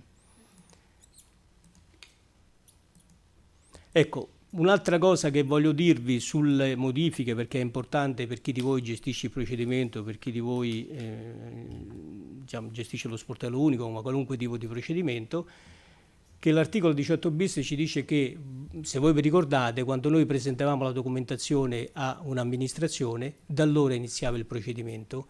Ora abbiamo due cose che contrastano tra di loro. L'articolo 18 bis ci dice: quando io presento la documentazione all'amministrazione inizia il procedimento solo se io la mando a quell'ufficio che gestisce quel procedimento. Quindi se io devo fare avere un'autorizzazione da parte dello sportello unico e la mando all'ufficio per l'edilizia o lo mando a un altro ufficio, all'ufficio dei vigili, in questo caso, fin quando non arriva lì all'ufficio dello sportello unico, se gestisce lui il procedimento, non inizia il procedimento. L'altra cosa abbastanza un po' complessa che stiamo cercando adesso di aggiustare è quando voi vi leggete l'articolo 5 del DPR 160 del 2010. Lì c'è scritto che il procedimento inizia non appena la documentazione che io presento allo sportello unico è formalmente corretta. Che significa formalmente corretta? Non abbiamo una definizione in campo statale. C'è qualcosa in campo regionale che ci dice che cos'è formalmente corretta. Vi faccio un esempio sempre dalla regione Toscana, che con l'AUA ha messo una checklist che dice è firmata, non è firmata, c'è questo, c'è quest'altro, insomma una serie di cose. Quindi se viene tutto riempito, perché bisogna farla questa cosa formalmente corretta, bisogna farla per via telematica, allora a questo punto, in questo caso, quando è formalmente corretta, inizia il procedimento. Ma io, per dire che è formalmente corretta, devo prendermi, se non la faccio per via telematica, un certo lasso di tempo. Ma non solo quello, che cosa fanno le amministrazioni? Molto spesso, quando non è formalmente corretta, chiedono l'integrazione di documentazione. Ma se chiedono l'integrazione di documentazione, la legge 241 del 90 ci dice che l'integrazione di documentazione la possiamo chiedere una sola volta, e allora la dobbiamo chiedere, ed è più importante chiederla quando si entra nel merito.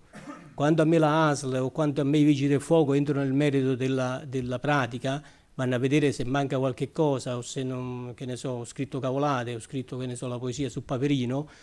A questo punto è bene che la chiedo su questo e non tanto all'inizio. Quindi come mi devo comportare? Poi, ad aggravare tutto questo, e diciamo cercando di tagliare, di mettere a posto, vi ricordate, c'è un decreto ministeriale, il decreto ministeriale del 10 novembre del 2011, che con la scusa di mettere in piedi delle semplificazioni quando ancora lo sportello unico non funzionava in maniera piena, perché il DPR 160 del 2010 è del 2010, ha detto che vale nel caso in cui io non ho la modulistica messa sul sito o sul portale impreseinungiorno.gov, vale la PEC e il procedimento inizia da quando invio la PEC. Quindi la PEC non mi fa vedere se la documentazione è formalmente corretta. Quindi ci sono tre cose che contrastano tra loro e che stiamo cercando adesso di mettere a punto. A parte questo, qui è la modalità di approvazione della modulistica. Noi in conferenza unificata approviamo la modulistica, viene pubblicata in Gazzetta Ufficiale e diventa subito operativa. Poi c'è la modifica che deve fare la Regione, gli diamo 1 o 2 mesi di tempo, un altro mese di tempo lo diamo al Comune e quindi fanno questa cosa qui. Stiamo cercando di semplificare, il linguaggio viene semplificato. Non può essere richiesto, è importante, lo citiamo sempre, non possono essere richiesti certificati, atti e documenti che la pubblica amministrazione già possiede, quindi non potete richiedere al cittadino. Poi non possono essere richiesti dati, adempimenti che derivano da prassi amministrative ma non sono espressamente previsti dalla legge. C'è scritto espressamente che non va richiesto nel caso di esercizio di attività. Nel caso di esercizio di attività non deve essere richiesto l'agibilità. Lui dichiara che rispetta le normative urbanistiche ed edilizie, per cui è compresa anche l'agibilità, ma non lo si chiede. Io ho fatto delle riunioni, ad esempio, presso la Regione Lazio, c'erano membri della ASL che poi andavano a fare il sopralluogo per rilasciare ad esempio le deroghe per le altezze nel caso di seminterrati o altre cose. E in questo caso pretendevano la cosa l'agibilità, c'erano delle incongruenze notevoli, e no, io se non c'è l'agibilità non vado, diceva il medico. A questo punto noi abbiamo messo per legge che lui lo dichiara, poi sta alla pubblica amministrazione, allo sportello unico o all'amministrazione che ha bisogno di agibilità, che la va a trovare all'interno del comune. Lo può fare sempre, ma va all'interno del comune, non la chiede al cittadino. Poi non possono essere richiesti dati adempimenti che derivano da prassi amministrativa.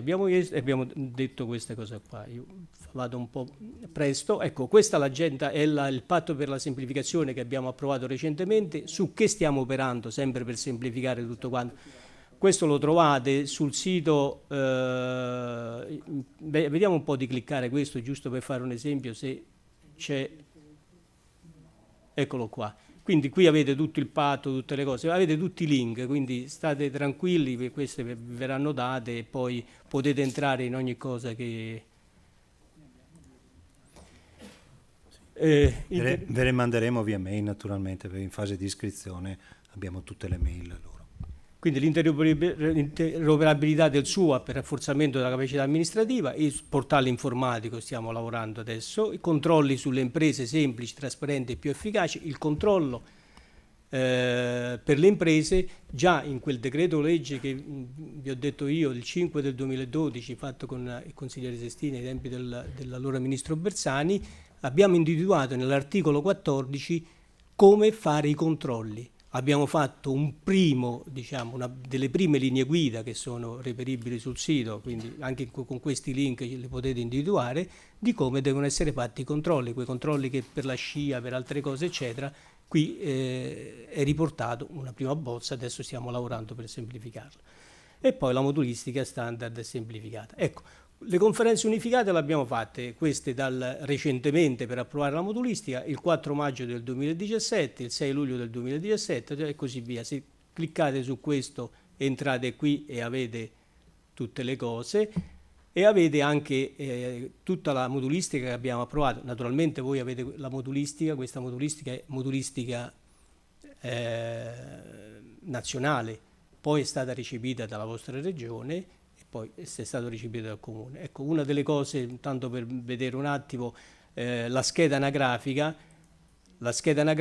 è quella che abbiamo fatto uguale per tutte le modulistiche, sia edilizia sia per la modulistica per attività commerciali ed attività assimilate, perché serve poi a noi per avere un quadro completo. Queste sono le schede e l'anagrafica.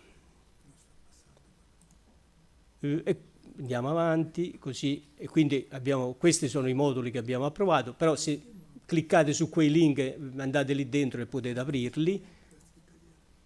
L'accordo del 2018, l'accordo, poi abbiamo fatto un ultimo accordo il penultimo, il 17 aprile del 2019, poi abbiamo fatto un accordo il 25 luglio del 2019 dove abbiamo approvato la modulistica per le autoscuole, somministrazione di alimenti e bevande all'interno di associazioni e circoli aderenti e non aderenti che hanno natura commerciale in zone non tutelate, e somministrazione di alimenti e bevande all'interno di associazioni e circoli aderenti e non aderenti che hanno natura commerciale in zone tutelate. I moduli poi approvati vengono diciamo approvati con le specifiche tecniche XML che fa Agid, e voi, la regione vostra, Infocamere, li utilizza per poter poi mettere a disposizione per fare quei moduli che sono riempibili con il computer. Un'ultima cosa che voglio dirvi è che recentemente noi siamo stati un anno fermi come funzione pubblica perché il ministro precedente non ci mandava diciamo a queste riunioni. Abbiamo iniziato da una settimana a questa parte. Si sta modificando il DPR 380 del 2001, sembra che è il testo unico dell'edilizia, e sembra che a fine anno, penso che non ce la facciamo, ma all'inizio del prossimo anno dovrebbe essere modificato tutta la parte, tutti i titoli edilizi. Adesso vediamo insomma come va a finire, però ci stiamo lavorando. I titoli saranno solo 2, almeno quello che abbiamo visto. Diciamo, adesso abbiamo fatto degli appunti come funzione pubblica. Il permesso di costruire e la SCIA, non c'è più SCIA alternativa al permesso di costruire, non c'è più SCIA condizionata, no? E così via, insomma una serie di cose.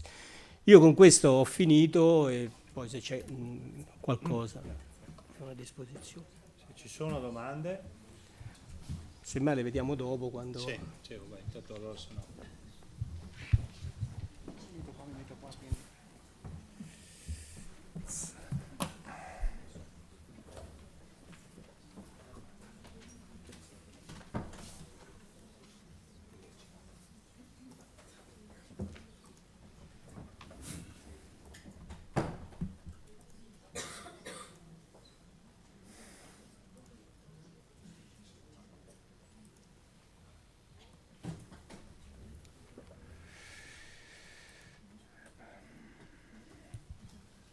Buonasera a tutti, penso che con quasi tutti ci siamo visti o conosciuti in precedenza. C'è una domanda? Sì.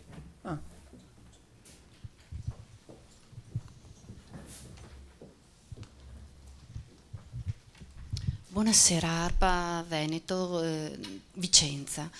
Nell'ambito dei procedimenti SUAP, per quanto riguarda varianti agli strumenti urbanistici, come ARPA siamo interessati dal punto di vista appunto ambientale. Come ente in quest'ambito noi non entriamo come ente che autorizza. Quindi ci troviamo di fronte a una problematica abbastanza importante, nel senso che non viene utilizzato lo strumento, il portale di Infocamere in questo caso, ma viene dato un parere in genere che viene richiesto dagli enti, che può essere comune, provincia o in altri ambiti la regione.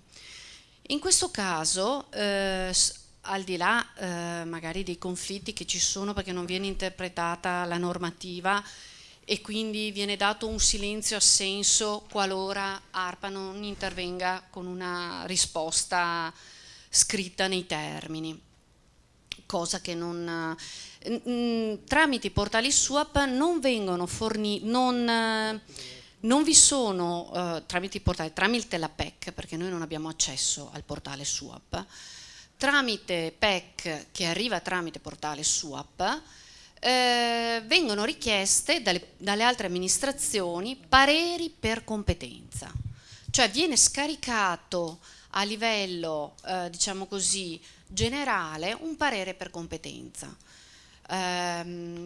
quando ARPA ha un ruolo tecnico di supporto agli enti che poi autorizzano, quali comuni, province o regioni. In questo caso qua, come è possibile risolvere questa situazione? Nel senso che ci stanno intasando con la documentazione le PEC e stanno rallentando in una maniera abnorme tutta l'amministrazione e quindi tutto il nostro supporto agli altri enti pubblici. Ma io proviamo a rispondere ognuno per la sua parte. Secondo me occorre la conferenza di servizi. E anche nell'ambito della conferenza di servizi. No, allora, la norma prevede, poi vediamo cosa succede nella realtà, che ci sia la conferenza di servizi. Se c'è la conferenza di servizi, l'ARPA deve partecipare. Se partecipa, entra nella verbalizzazione conclusiva della conferenza, con una competenza che è consultiva verso gli altri, però entra nella conferenza. Quindi a quel punto, essendo un parere, un tassello che riguarda il profilo ambientale, è uno di quegli elementi di valutazione aggravati che hanno una particolare tutela. Quindi secondo me c'è un problema nella prassi allora. Dura di più la conferenza di servizi come ambiente, però ecco, come dice il consigliere Sestini, deve fare la conferenza di servizi, perché anche la Regione Lazio aveva provato all'inizio a non fare la conferenza di servizi, ma in realtà non solo, la voleva fare semplificata, in realtà non è solo semplificata, ma deve farla sincrona, deve farlo, perché il procedimento è complesso. Nel caso di variante il procedimento non è un procedimento semplice, è un procedimento complesso e il comma 7 dell'articolo 14 lo dice espressamente.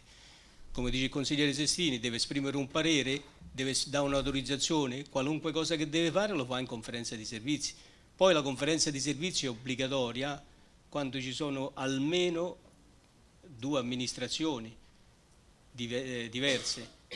A quel punto molte cose, molte leggi cadono quando dice ma io la devo fare o non la devo fare la conferenza di servizi. La conferenza di servizi è pacifica quando ci sono 2 amministrazioni. Questo l'abbiamo scritto alle FAC, l'ha scritto la funzione pubblica, quindi se voi andate in funzione pubblica molti quesiti che lei ha detto eccetera trova risposta nel sito Italia Semplice, in tutte le FAC, non solo FAC scritte all'inizio, ma ogni giorno a noi ci arrivano tantissime domande, tantissimi quesiti da parte della pubblica amministrazione o dei cittadini, sulle edilizie ce ne sono tante, le può leggere, oppure se ha qualche problema, qualche cosa, scrive a funzione pubblica, fa il quesito su help conferenza o help SCIA e fa il quesito e nel giro di una quindicina di giorni ha la risposta. Io ho trovato anche un riscontro un po' anomalo nell'ambito del procedimento AUA. Spesso nel procedimento AUA non viene comunicato genericamente una richiesta di parere agli enti di competenza. Allora, qualora qualcuno chiede un parere, lo deve chiedere su un argomento specifico. ARPA non può dare un parere generico così quando le attività che svolge sono molteplici, cioè si parla da impiantistica, ambiente, bonifiche, suoli, rifiuti, ci sono varie competenze, quindi oltre al fatto che viene inviata ad ARPA una documentazione che va dal bollo alla marca da bollo, cioè si parla di centinaia di documenti che stanno intasando i nostri protocolli, perché li stanno intasando, e questo lo sanno gli amministrativi che ci lavorano tutti i giorni, ci troviamo anche a dover capire il procedimento cosa vuole, la richiesta specifica, perché uno non può scartabellare 100 file per riuscire a capire di che cosa si tratta. 100 file per ogni pratica? Certo. Non è possibile. Beh, vabbè, 50? No. Allora forse bisogna fare un passo indietro. Allora, chi ha catalogato tutti i procedimenti, lo sanno probabilmente la maggior parte dei presenti, è la Regione Veneto, il tavolo tecnico della Regione Veneto, che per ogni dei 1497 procedimenti ha catalogato gli enti destinatari della pratica del procedimento, quindi, e per ogni ente ha individuato i propri file. Siamo d'accordo?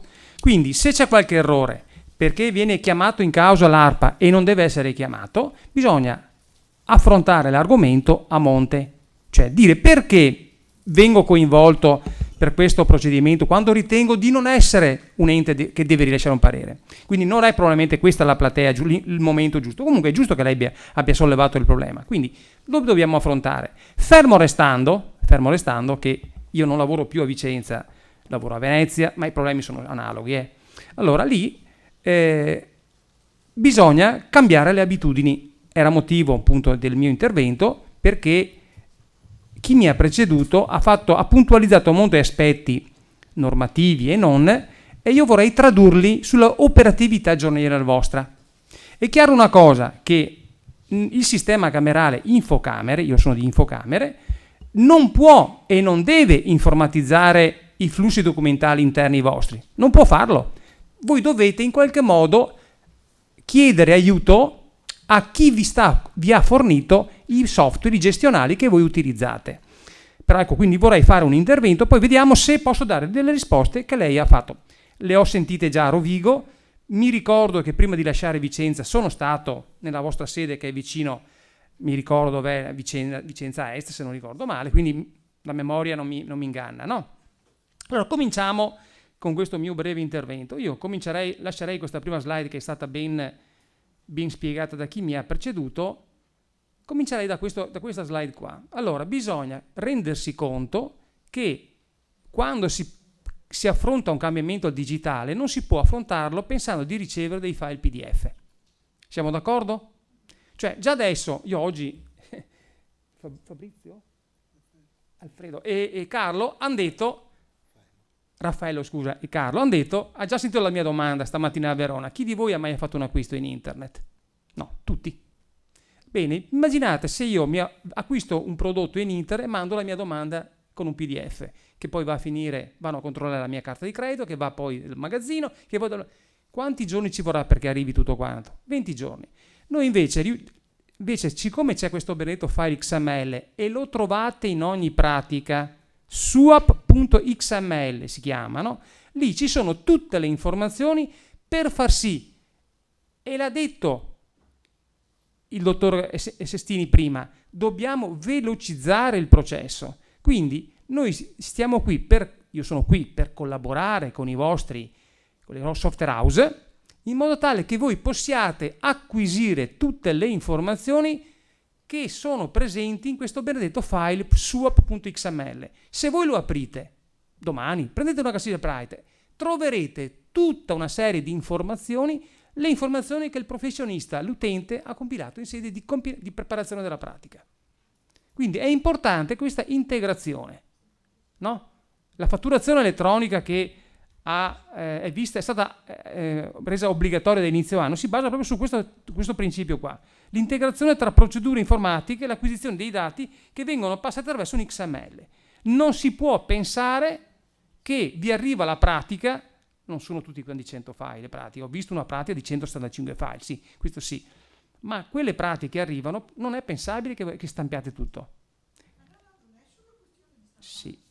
Non sto in generale sto facendo un discorso generale, perché a me rimane sempre in mente l'uscita quando lavoravo in Friuli di un suo che ha detto ho aumentato del 30% la carta, ho aumentato del 30% il toner, perché stampano tutto.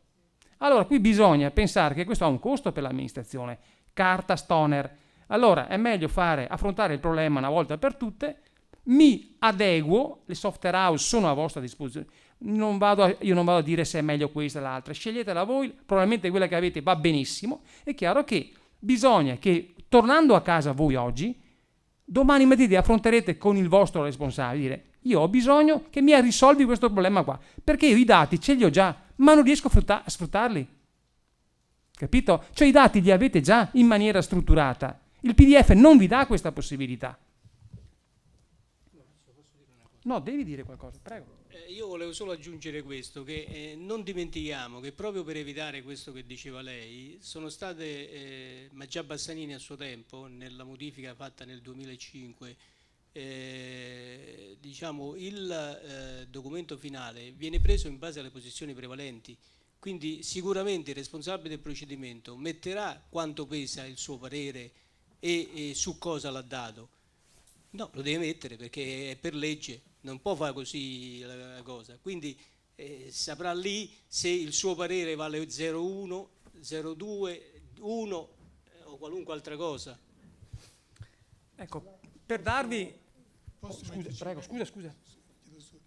No, quello che vorrei aggiungere è che la logica dello sportello unico è che c'è un raccordo che concentra tutte le competenze in un punto di incontro. La competenza ambientale evidentemente riguarda tutti i profili ambientali. i profili ambientali sono connessi a tutto il progetto, a 360 gradi, perché è la verifica ambientale che mi dice se quell'aspetto ha una rilevanza ambientale e di che tipo, se accettabile o non accettabile o mitigabile. Se vi dessero, perché la seconda parte dell'obiezione era abbiamo troppa documentazione, troppi file, non è possibile. Deve essere possibile, nel senso che se io ho la verifica ambientale, mi arriva soltanto un precotto con i profili che a qualcun altro sembrano rilevanti ambientali, mi è stata tolta la possibilità di fare la verifica ambientale. Che un aspetto non abbia profili ambientali lo decido io, ARPA, non me lo faccio decidere da altri. Quindi tutto deve arrivare a voi e voi dovete essere evocati nella conferenza decisoria. Il signore in fondo.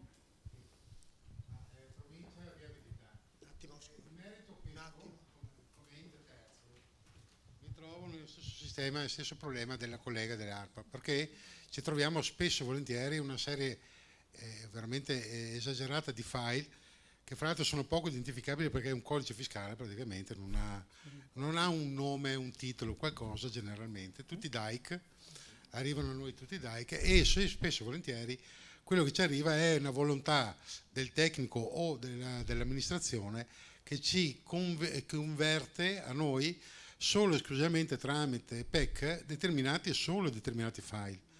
Quindi abbiamo delle problematiche enormi nel leggere o tutto o niente, proprio perché è una scelta del tecnico o dell'amministratore del SUAP di condividere o meno certi documenti. Allora, in questa slide c'è già la risposta. Allora, lo ripeto, noi non possiamo informatizzare il flusso documentale della provincia o di un altro ente. Noi consegniamo tutte le informazioni, compreso anche la codifica dei vari file, cioè il nome, la descrizione, non il codice, l'alfanumerico che è il codice fiscale. Quindi è chiaro che voi dal vostro interno, qui infatti vedete che c'è proprio una nota, ci sono degli informatici in sala? Era provocatoria questa. Chiaramente voi dovete chiedere ai vostri informatici: io ho bisogno che il nostro protocollo, il nostro di ente, in questo caso la provincia, acquisisca tutte le informazioni, traduca il codice e il nome file nella sua descrizione. Siamo d'accordo? È la cosa. Allora, siccome nelle slide successive ho un esempio pratico positivo, quindi vuol dire che si può fare questa integrazione. Mi dispiace che sono dei via i vigili del fuoco, mi pare che non ce n'è più nessuno di qua presenti. Ecco, sono proprio loro. Io il giorno 9, eravamo io e Michele, ci siamo incontrati, lì c'è stato il comandante nazionale Dattilo che ha dato disposizioni alla direzione Veneto in modo tale che si cominci a sperimentare l'integrazione automatica. È una slide che vedremo dopo. Questo permetterà di travasare tutte le informazioni all'interno del gestionale dei vigili del fuoco. Quindi se lo possono fare i vigili del fuoco, non capisco perché non li possono fare in provincia, ASL, Regione Veneto o altro ente che sia. Ho visto che ci sono qualche municipalizzate. Ok? Quindi io, in fondo a questa mia presentazione c'è il mio cellulare. Quindi se avete bisogno ci vediamo, ci sentiamo e troviamo attorno a un tavolo questa modalità in modo tale che le criticità che mi avete sollevato, che le capisco già e le conosco e sono vere, non solo dico che non sono vere, le risolviamo, però bisogna affrontare il toro prendendo per le corna e quello è l'unico modo. Fermo restando che in attesa c'è un piccolo strumento che mi sembra che in provincia ce l'abbiate. In provincia, chiedo scusa. Mi scusi, ho confuso. Era un braccio operativo. Mi scusi. Allora usiamo in generale che qualche pubblica amministrazione di questa provincia ce l'ha. La vedremo fra qualche minuto. Ok? In ogni ecco, quello che mi piace sottolineare sono la gestione delle abitudini. Sono a conoscenza che anche dal punto di vista delle abitudini bisogna lavorare. Non ha valore il documento, il parere che voi rilasciate e che lo inviate, siete l'ente preposto a rilasciare il parere, non lo potete firmare amanuense, scansionarlo e mandarlo via. Deve essere firmato digitalmente. Deve essere un P7M. Allora, se c'è qualche dubbio da questo punto di vista, il mio cellulare, fatemi parlare con chi invece continua in questa abitudine. Perché l'hanno detto chi mi ha preceduto che bisogna semplificare e velocizzare il processo. Allora, il cambiamento è anche da quel punto di vista che non è banale. Bisogna firmare digitalmente i pareri. Non si può mandare un documento PDF scansionato, non ha valore legale. Allora, aspettate che ci sia qualche causa per cambiare il registro? Allora, la Camera, guardate, io faccio degli incontri adesso, per esempio, su un'altra platea, che sono gli impiantisti, per un altro motivo. Ci sono dei comuni, poi vi dirò perché, a questi signori dirò. Bene, stiamo spiegando, sembra banale, per noi è scontato, come si firma digitalmente. Cominciamo anche da quel livello, non c'è da vergognarsene. Però ricordate che i pareri vanno firmati digitalmente, allegati nel portale e inviati. Allora, se volete continuare a usare PEC, troverete i problemi che dice il signore, cioè non riesco a capire cosa c'è dentro. E noi abbiamo lo strumento che vedremo dopo che vi possiamo dare. Gratuitamente. Dimmi Danilo. Allora, io ho provato a allegare attualmente io sono una mosca bianca che manda via i file firmati digitalmente. L'avvocato che mi fa da segreteria, visto che sono pieno di lavoro, mi ha qualche volta ha fatto la lettera, firma qua che spedisco io, e ha fatto quella modalità, no? E sono consapevole della difficoltà operativa. Apprezzo che finalmente si dice che gli enti terzi devono dotarsi di un software per gestire sta roba, e vorrei che fosse ripetuto anche ai nostri dirigenti in modo che effettivamente si vada su questa strada qua. Ecco, ecco, allora io sono portavoce appunto del Dipartimento di Prevenzione dell'ASL. Effettivamente mi hanno incaricato di fare un paio di domande. Uno è appunto se è possibile avere una sessione, diciamo, di qualcuno di voi presso il nostro gruppo, in modo che ci si spiega un attimo e si affrontano queste problematiche direttamente alla nostra sede, magari ci date le indicazioni più precise. E dopo i veterinari mi hanno posto un quesito più particolare. Diceva, gli imprenditori attualmente devono fare, quelli agricoli, dei cambi di titolarietà, e dato che hanno più insediamenti sparsi nel territorio, a volte ne hanno più nello stesso comune, a volte ne hanno più in diversi comuni.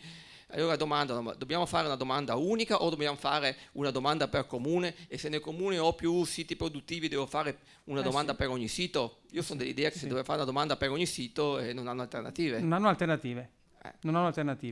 Quello che è negativo, però purtroppo noi non più di tanto non possiamo intervenire, è il problema se un imprenditore, mi viene in mente, io ho lavorato 8 anni a Pordenone, sono 52 comuni e hanno 4 programmi.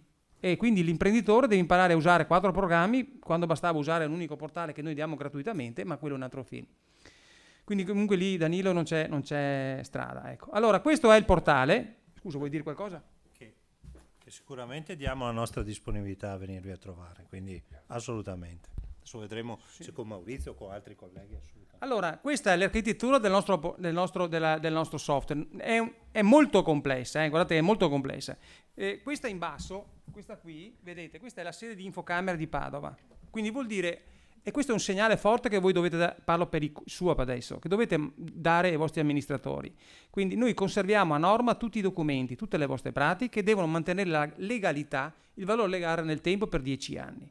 Noi backuppiamo, salviamo le vostre pratiche nel server di Padova e lo replichiamo su quello di Milano. Io a ottobre, 2 anni fa giusti, ho portato i SUAP del Veneziano e del Polesine a vedere Infocamere.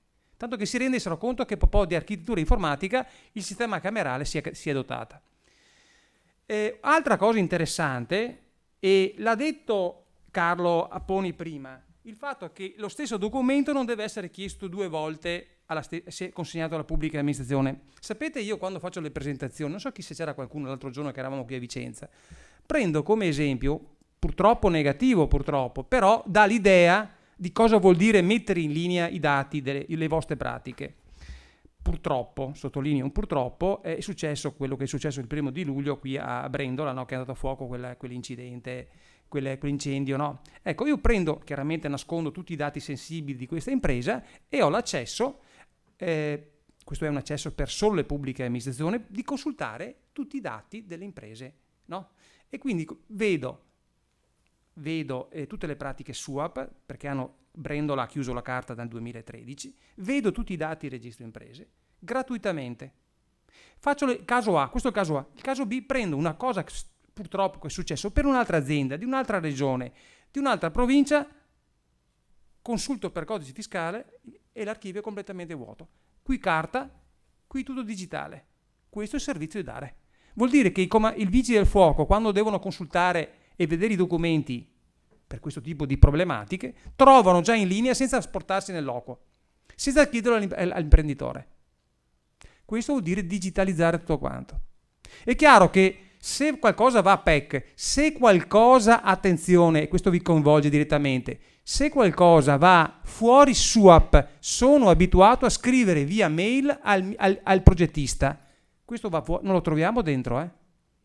L'ha detto giustamente prima il dottor Senzini, c'è un'entrata e c'è un'uscita.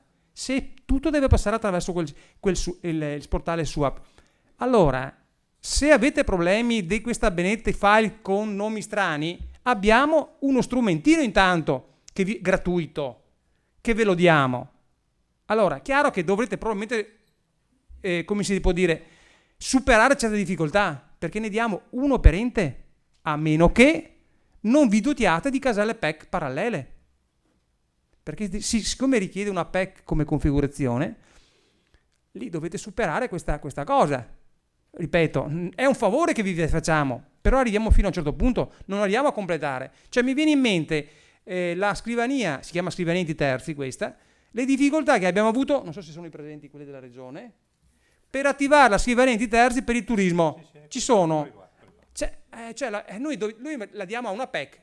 Chiaramente se avete una PEC sola, quella andiamo. È chiaro che là arriva tutto. Vedrete le placche di tutti, a meno che non si decida di avere una PEC specifica per la vostra struttura. Allora. Lo so, purtroppo. Allora la ragione vi deve mettere a disposizione un software che interagisca col portale. Non sono stato io a... Vabbè, andiamo avanti. Allora, tocchiamo con mano cosa si intende sto benedetto file XML.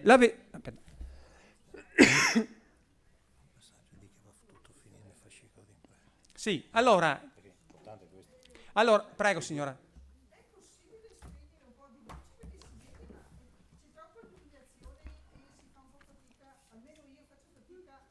Basta che non si veda dormire qualcuno, Allora, adesso troviamo. Allora, vedete, quella che ci vede adesso nel display è la ricevuta di una pratica, no? Bene, questo è un file PDF, giusto?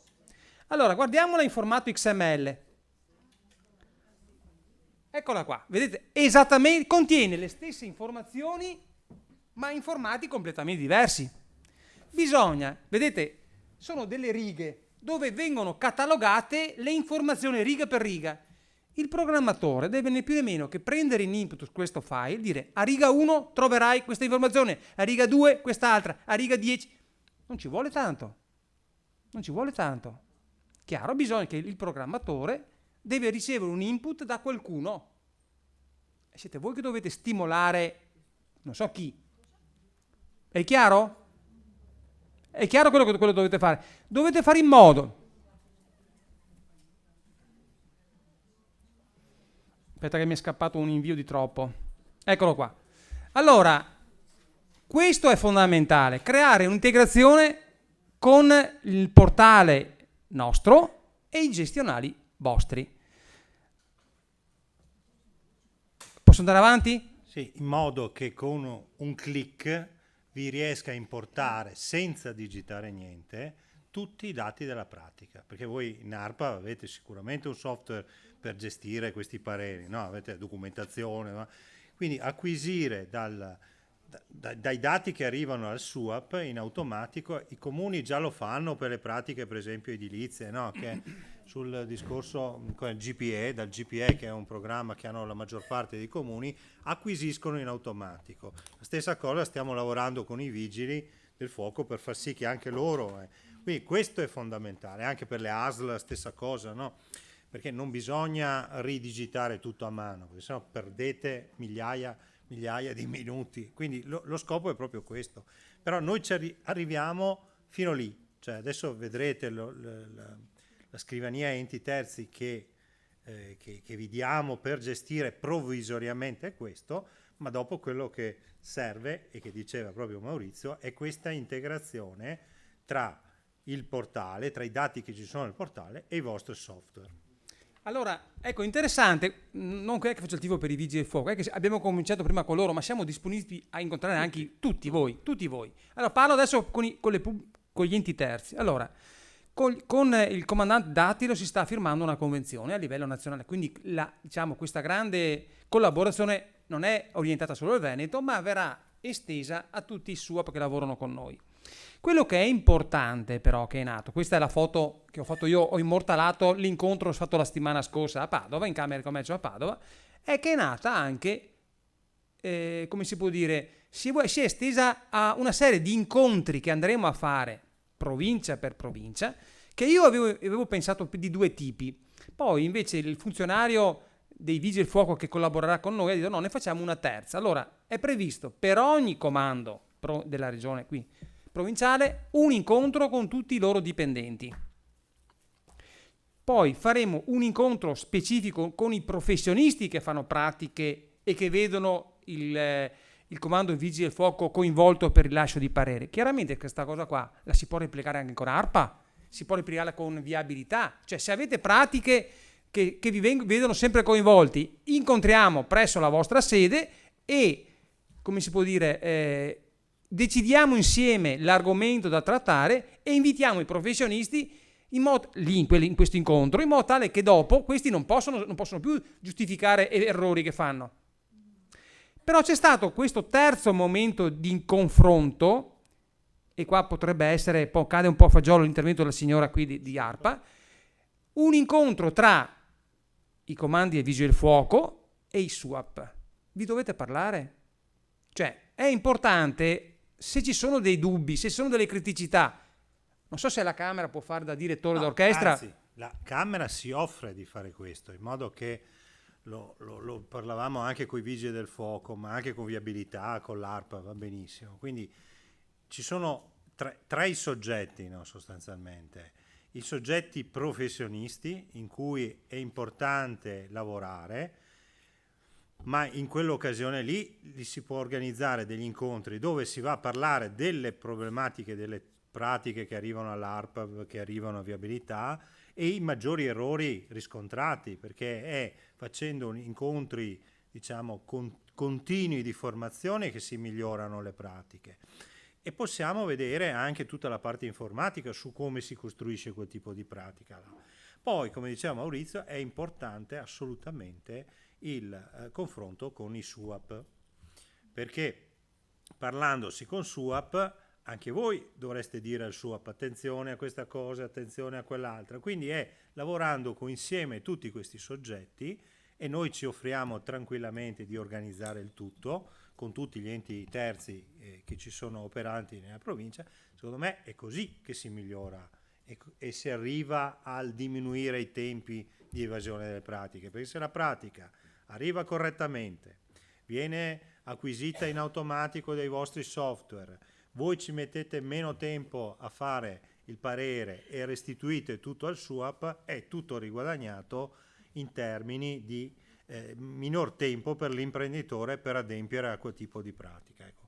Noi sicuramente questo è il ruolo nostro. Abbiamo la fortuna che in provincia di Vicenza tutti i comuni, tutti i SUAP fanno riferimento al nostro portale, e Schio entrerà per la parte, diciamo, dell'urbanistica a breve.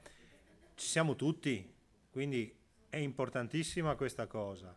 Quindi per l'imprenditore vicentino, se ha a che fare con un unico software, se ha gli enti terzi che magari dialogano col portale, che riescono a scaricarsi velocemente le pratiche, ecco, questo è il modo per migliorare assolutamente i tempi di evasione. Quindi noi come Camera di Commercio ci offriamo a gestire, a coordinare questo tipo di attività. Allora, la scrivania, vedete? C'è una. Ah, prego. Chi è? Sempre signore. Magna Bosco. Trovo estremamente importante questa iniziativa perché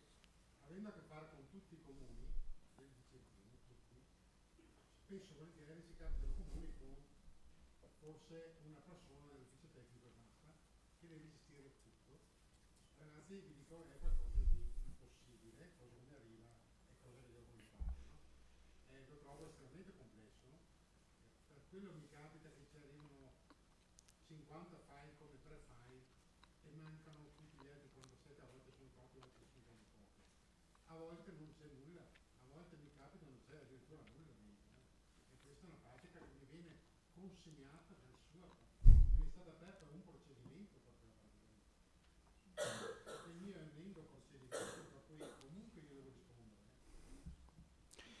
Allora, come vedete qua, parlando di questa scrivania enti terzi, allora ne diamo quante ne volete, sono gratuite. È chiaro che per ogni scrivania, la scrivania potrebbe essere cablata all'interno di un ufficio e utilizzata da N operatori. Se voi decidete di averne più di una, attenzione che adesso la cosa è interessante anche per i SUAP adesso. Perché? Perché io ho delle realtà estremamente positive nel veneziano che hanno deciso di dotarsi la scrivania enti terzi. Mi riferisco a Caorle, Cavallino, Porto Tolle, Scorzè. Hanno dato questa scrivania, ad esempio, alla polizia locale, all'ufficio tecnico e al commercio.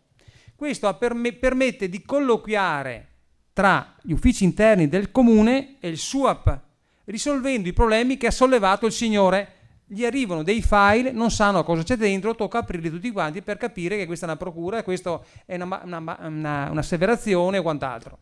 Quindi il consiglio è ragionare bene insieme, perché può darsi che vi possa servire. Per esempio, mi viene in mente, quando sono andato via da Vicenza, ancora nel 2014, le ho date, per esempio, al gruppo di comuni che fa, penso che ci sia ancora, che gravitano sulla comunità montana di Breganze. Ecco, mi ricordo, per dirvi, no, quindi se sono realtà associate, questa risolve molto questo tipo di comunicazione che deve essere fatta. Le ho date a Orgiano, per esempio, mi ricordo, i comuni giù della Bassa. Bene, allora qui ci sono le indicazioni per attivarla. Entriamo però dentro in una scrivania così la vediamo.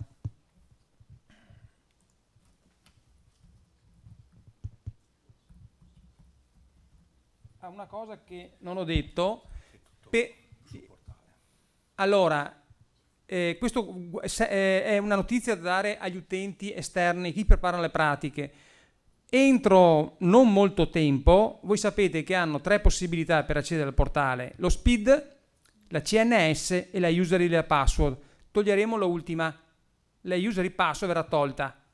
Non voi, chi fa la pratica. Però questo non vuol dire che probabilmente nel 2020 sarete coinvolti, quindi uno SPID e la CNS o la CNS. Lo SPID voi sapete cos'è, immagino, no? Sistema pubblico di identità digitale, è un strumento gratuito, la dà la Camera, se voi andate giù ve lo danno nell'arco di 10 minuti, un quarto d'ora, e permette di comunicare in maniera semplice con tutte le pubbliche amministrazioni, usando le stesse credenziali. Adesso io qua, vediamo, forse guardate, vi faccio vedere come funziona il mio.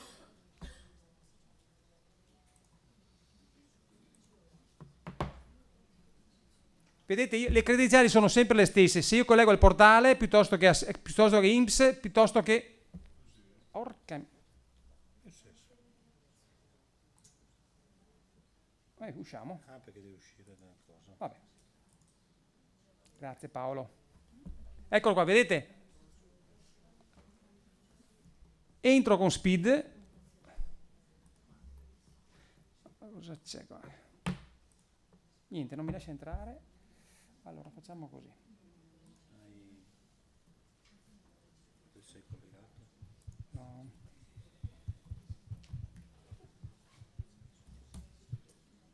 Allora, guardate qua, entro con SPID, scelgo Aruba perché ho quello di Aruba, ma ce ne sono altri. Ecco qua, queste sono le mie credenziali.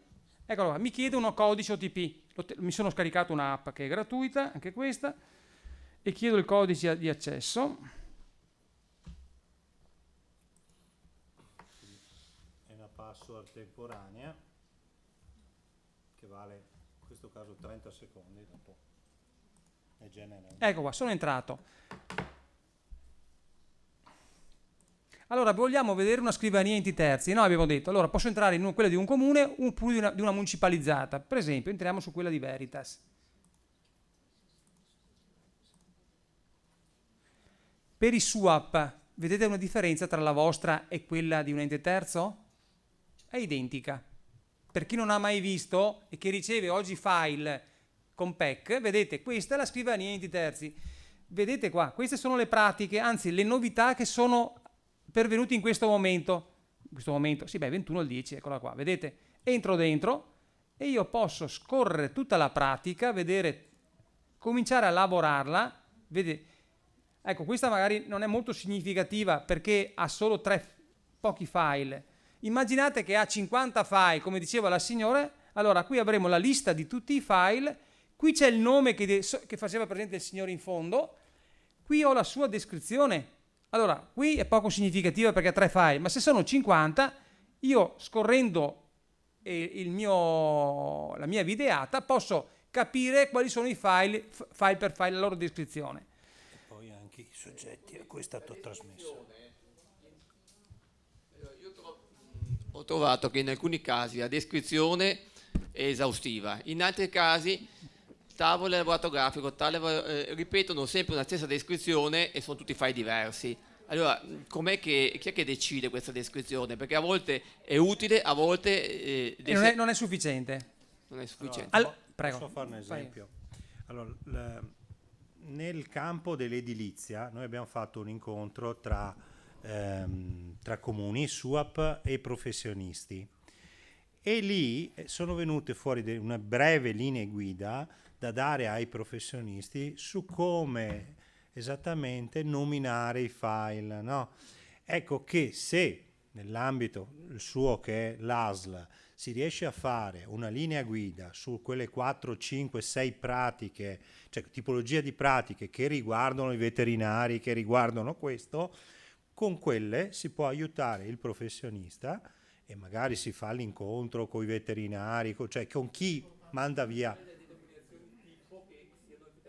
Sì, c'è una domanda là in fondo. Anche con la contabilità e bilancio abbiamo bisogno di certi dati che arrivano dal suo.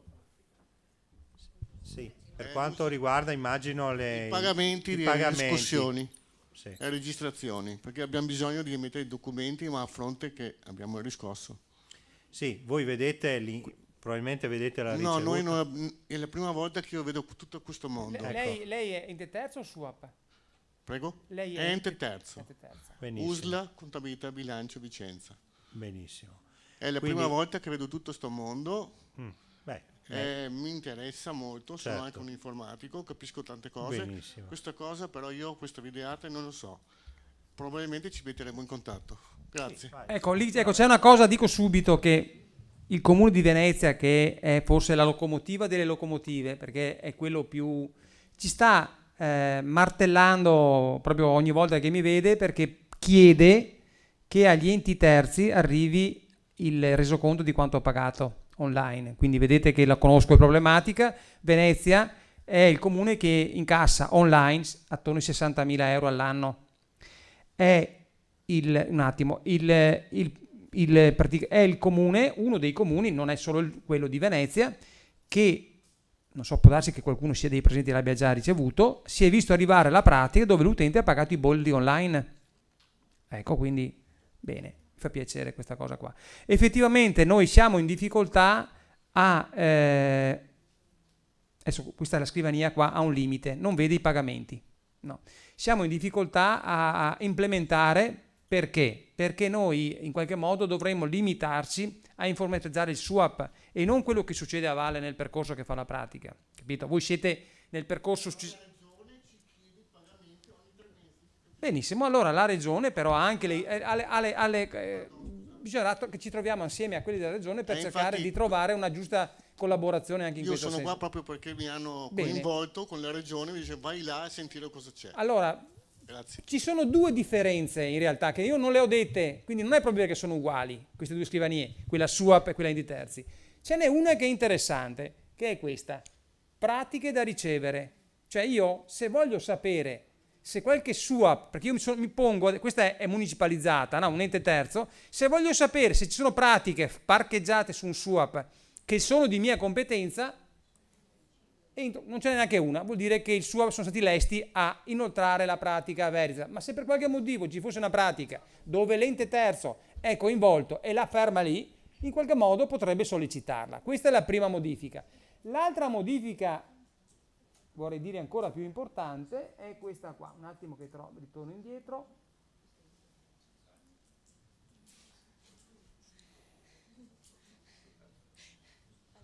Allora, parlo per i SUAP adesso. Voi quando entrate nella scrivania SUAP avete nella gestione eventi una serie di eventi, giusto? 15, quanti sono? 20. Ecco, l'ente terzo, guardate quante ne ha. 2. Ma è giusto così, l'ha detto giustamente il dottor prima, no? Cioè, ha detto unico punto di entrata, unico punto di uscita. Perché io mi devo rapportare direttamente tramite mail, piccione viaggiatore o altro strumento col mio professionista? Io devo rapportarmi con il SUAP. Quindi ho due casi mi devo rapportare. Perché? O la pratica non va bene, e quindi comunicazione da ente al SUAP, devo chiedere un'integrazione, il documento non è visibile, ho allegato la storia di Paperino invece dell'asseverazione. Quindi io mi devo rapportare col SUAP, viene tracciato quindi questa mia richiesta. E l'altro l'altro evento è rilascio l'autorizzazione, il parere, volevo dire. Capite? Quindi perché ho lasciato due soli pareri qua. Prego. Posso chiedere? Allora, ente terzo, sì. Noi di solito rilasciamo pareri per l'acqua, però ci sono casi in cui, per esempio, la bonifica o le acque di lavamento non sono soggette ad acqua. Quindi le ditte presentano la domanda erroneamente come fosse un'acqua.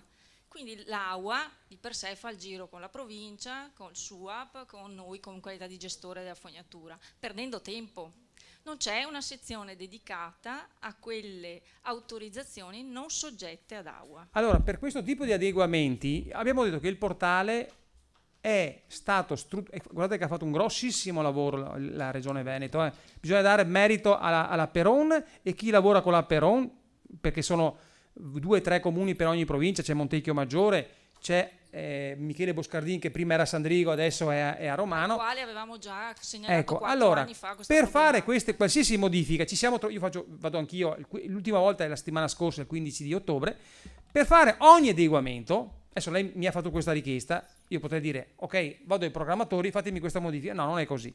Bisogna che sia valutata e vagliata da questo tavolo tecnico. Quindi, basta la dottoressa Peron, in Regione Veneto, sollevare l'esigenza, viene portata in questo tavolo, ci danno l'avevamo già segnalata 4 anni fa formalmente a Boscardin con una PEC e tutto quanto. Adesso io non, Michele... Il problema è proprio questo, nel senso che c'è una perdita di tempo, perché la pratica arriva alla provincia con i suoi tempi, la quale risponde che non è di competenza perché non è soggetta ad AUA. Cosa ha detto? Dobbiamo fare in modo di velocizzare il processo. E quindi le richieste dovrebbero essere prese in considerazione e avere delle risposte. Ma può darsi che sia sfuggita adesso no. Ma quel procedimento quindi non è all'interno dell'AUA, ma è un altro procedimento. No, è un'autorizzazione che rilascia il gestore, in caso nostro della fognatura, che non è soggetta ad AUA per le attività di bonifica e di acque di dilavamento. È escluso dall'AUA, però gli utenti... E comunque è l'unico ente che deve dare questo. Quindi gira vuoto gira e va in provincia, ritorna e allungando i tempi, quando noi con anche carta di servizi abbiamo 30 giorni per dare. Dopo finito qua. Sì. Allora, c'è qualche altra domanda? Sì, sempre il signor dell'ASLA. Ancora io, scusate. È previsto. Non c'è da scusare, siamo qui per ascoltare. La scrivania ente terzo è prevista in un prossimo futuro anche il collegamento con MyPay, quindi? MyPay. Allora qui apriamo un altro film che è interessante. Voglio dire, uno apre la pratica, anche la possibilità, quindi avete anche tutti gli strumenti, siete anche l'agenzia certificata. Era uno dei punti che volevo parlarne. Allora, MyPay, basta mettere un pulsante. sapete vero cos'è MyPay, no? Grazie. Il portale della Regione Veneto, dove la Regione Veneto ha fatto un ottimo lavoro, ha messo a disposizione per i cittadini residenti nel Veneto un portale dove si può pagare online.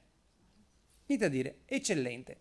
Noi invece, attenzione, chiediamo ai SUAP, e qualcuno l'ha già fatto, ho sentito i presenti, di attivare il nodo Pago PA per le sole pratiche di SUAP all'interno del nostro portale. Aspetta un attimo. Spiego perché. È gratuito, giusto? È completamente. Ha 2 agevolazioni. Dopo è chiaro che l'utente potrebbe dire no, io preferisco pagare con MyPay, ma non c'è nessun problema.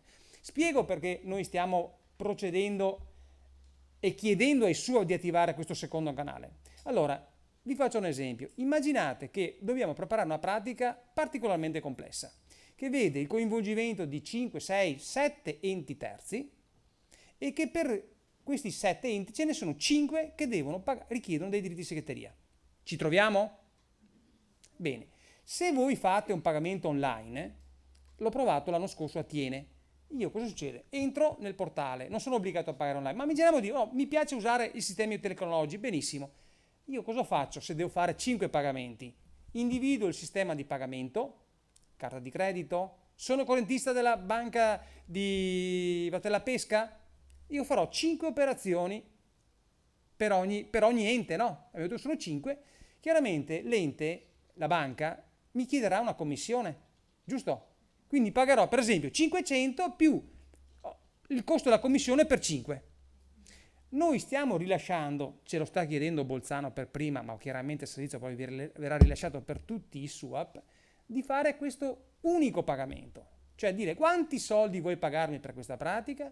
500 euro per esempio, di cui 100 vanno a questo ente, 50 all'altro. Dirò quindi di smistare i soldi attraverso i flussi di pago PA, farò un'unica operazione, quindi pagherò un'unica commissione. Capito il ragionamento che sto facendo? Però, ecco, allora, col nostro portale poi si potrà pagare i bolli. A me mi risulta, può darsi che sbaglia, che in questo momento siamo gli unici che permettono di pagare i bolli. Me lo correggete? Vi risulta che non sia così? Ecco, questo è quanto. Fermo restando che l'utente può pagare o all'interno del nostro portale o il portale della regione o continuare ad andare Ripeto, siamo legati perché l'hanno obbligato, i pagamenti devono essere ricevuti, introitati per tramite di MyPay. Vabbè, allora, non possiamo fare altrimenti. Benissimo. Allora, abbiamo chiesto ancora, se ci lasciano possiamo anche andare a Poste o altre parti. Però al momento siamo lì. No, ma penso perché MyPay è collegato a Pago PA, è la stessa cosa. MyPay e Pago PA è uno dei tanti canali di entrata del circuito di pagamenti nazionali. Sappiamo che tutti dovremmo andare su Pago PA. Al 2020 dobbiamo andare tutto là, è obbligatorio. Non possiamo ricevere, ripeto, bonifici IBAN o vi dicendo solamente via telematica. Sì, ma perché il portale questo della regione ha fatto l'accordo con Pago PA? Ha obbligato a tutti gli effetti tutte le USLA del Veneto a passare per di lì gratuitamente. Grazie. Vabbè. Io ho finito. Sui 20 terzi avete visto come funziona, è molto semplice. Risolve molti problemi. Ha questo problema, necessita di questa PEC che deve essere cablata all'interno della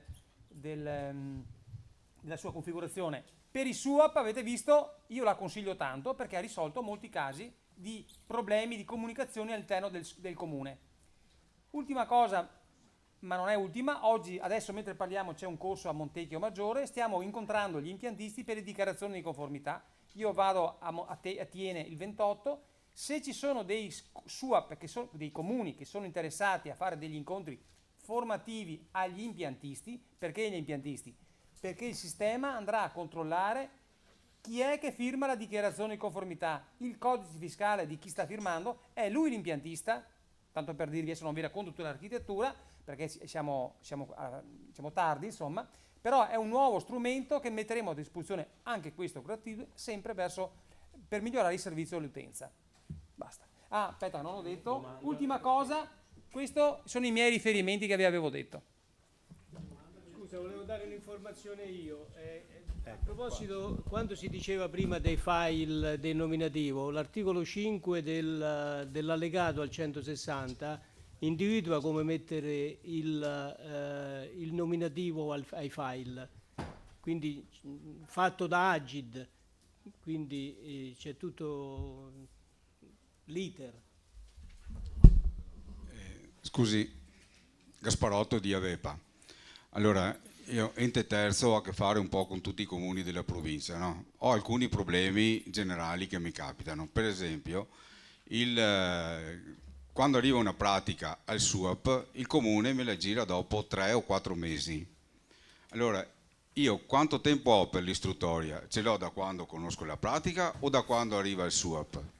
Perché qualcuno mi dice perché non approvi il piano, però a me, per esempio, la pratica SUAP non è mai arrivata. Arriva dopo 1 mese, dopo 2 mesi, dopo 3 mesi. Ecco, volevo chiedere questo.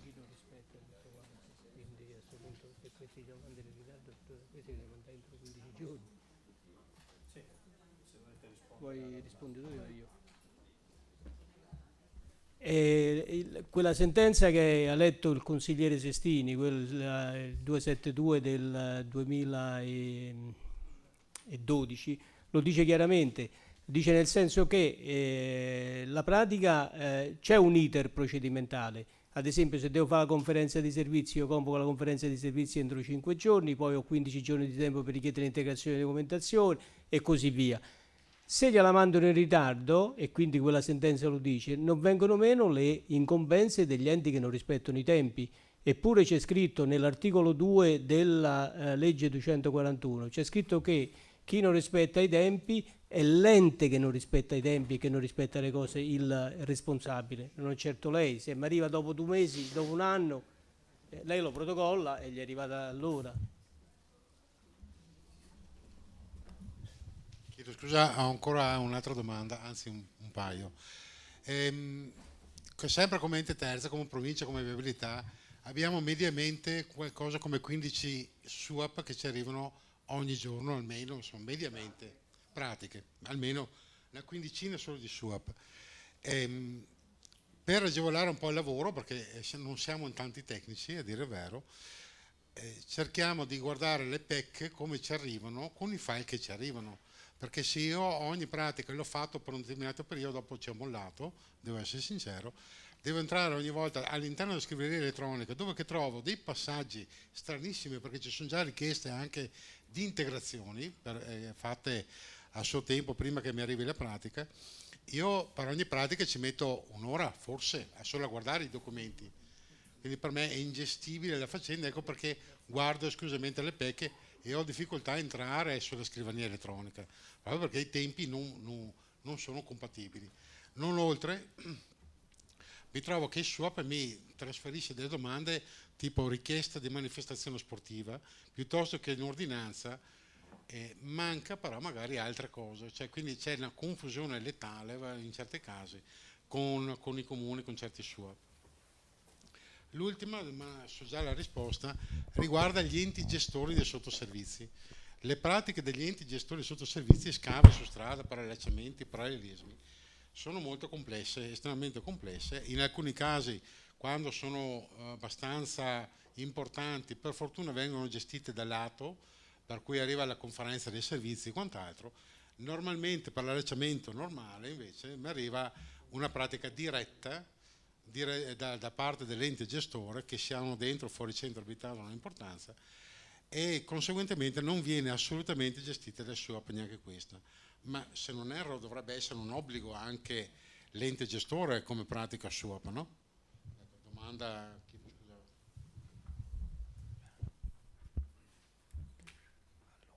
L'ente gestore quali? Sì. Se riguarda una pratica di impresa, sì. Allora, bisogna fare molta cultura. Il rilascio di tutte le autorizzazioni che vengono rilasciate, che ovviamente in certi casi addirittura è cartaceo, attenzione, mi arriva anche le pratiche cartacee, quindi è totalmente illegittimo. Dopo ce l'ha detto il giudice cosa succede da loro. Certo. Se non passa tramite questi canali c'è il rischio anche dell'annullamento dell'atto, no? Sì, Cioè che noi è inesistente per voi, no? No, ma io lo dico perché è una prassi comune, eh? Sì. Cioè non ho una pratica che mi perviene del SUAP, di qualsiasi ente gestore, Telecom, Enel piuttosto che Snam o qualsiasi altro anche locale, non esiste. Allora, io dico che bisogna fare molta cultura, quindi la riunione magari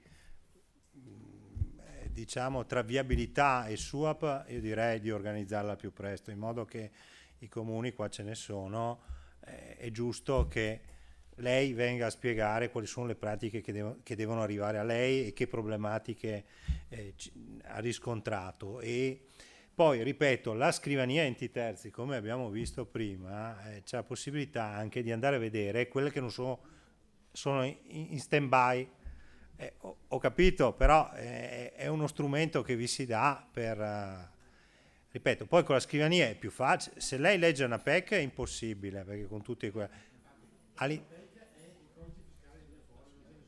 Certo, ma lei no... Allora, con la scrivania li vede ordinati, vede e riesce anche in base alla descrizione a capire qual è l'allegato giusto. Perfetto. E vede anche i SUAP che non le hanno ancora trasmesso le cose. Con click lo vede. Ma succede anche a me, succede anche a me come Camera di Commercio, sono ente terzo anch'io da quel punto di vista. Mediamente almeno di 15 SUAP giornalieri più tutto il resto che mi arriva. Perché non arriva solo SUAP. Lo so, no, immagino. È una questione probabilmente di organizzazione, anzi sicuramente di organizzazione nostra, ma però questo è l'amore di lavoro. Sì, ma io non entro nel merito. Con i tempi, perché l'altro problema, se non erro, hai 30 giorni di tempo. Ma io non, ripeto, non posso entrare nelle problematiche organizzative. Ognuno di noi sappiamo che nell'ambito degli enti pubblici questi ultimi anni certamente non abbiamo avuto aumenti di personale o sostituzione di chi andava via, quindi capisco benissimo. Secondo me bisogna con questi strumenti cercare di perdere meno tempo possibile, di vedere almeno com'è la situazione e dopo cercare anche a VEPA, probabilmente con questo strumento voi vedete quali sono i SUAP che vi tengono ferma la cosa, e se siamo che stanno per scadere, a me capita molte volte, perché siamo anche noi enti terzi per certi tipi di pratiche, che il collega mio chiama il SUAP, fammi l'inoltro, perché lo vedo che è lì. Avendo la fortuna che siamo tutti nello stesso sistema, le pratiche che arrivano li si vedono, cioè quelle che sono in viabilità, alcune le riceve perché subito il comune le fa l'inoltro e le altre sono lì, quindi insomma in qualche modo abbiamo la possibilità di almeno io dico quello che facciamo noi in Camera di Commercio. Noi, il mio collega prende, chiama il SUAP del comune tal dei tali, dice guarda che vedo che c'è, girami questa pratica.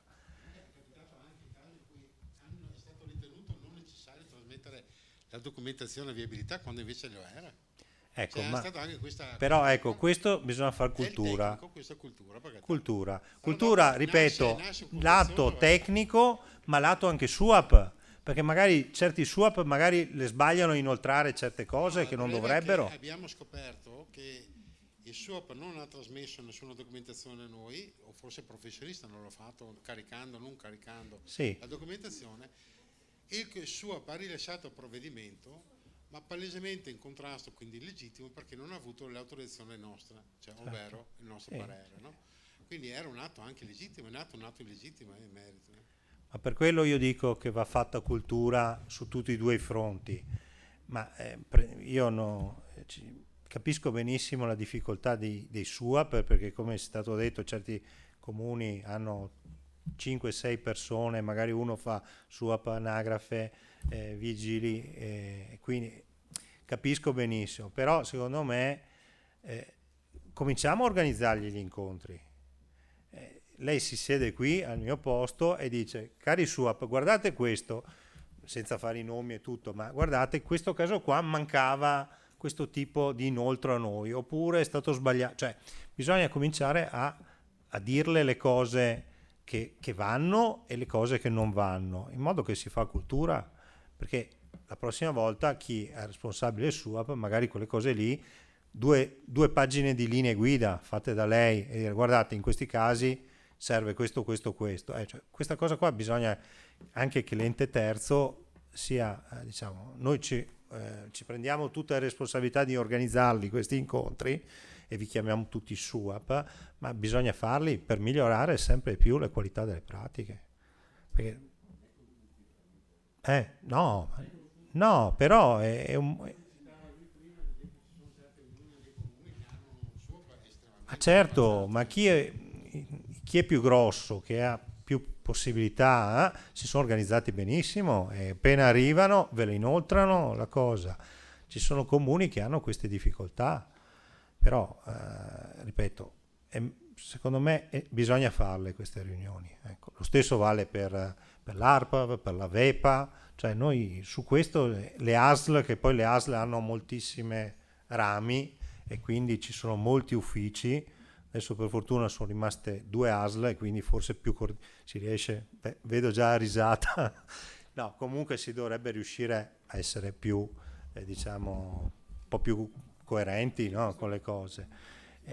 Quindi ecco, il nostro ruolo è quello di farvi facilitatori su questi incontri, su far formazione nell'ambito sia SUAP e professionisti, perché dopo, ripeto, anche i professionisti vanno catechizzati e devo dire che il lavoro che è stato fatto, l'abbiamo fatto insieme con i SUAP e gli architetti, gli ingegneri, i periti industriali, è servito perché li abbiamo messi insieme in un tavolo e abbiamo fatto vedere, ma scusa, tu la vedi così la pratica, ma io invece la mando così, cioè sono 2 punti di vista e ci sono scambiati sostanzialmente molti problemi che si riscontravano da una parte, l'altra parte si è impegnata nel risolverli, quindi come dicevo prima, come nominare i file, quando vengono fatte magari quelle pratiche di permesso costruire che magari sono complesse e tutto, anche lì i professionisti hanno fatto insieme con i comuni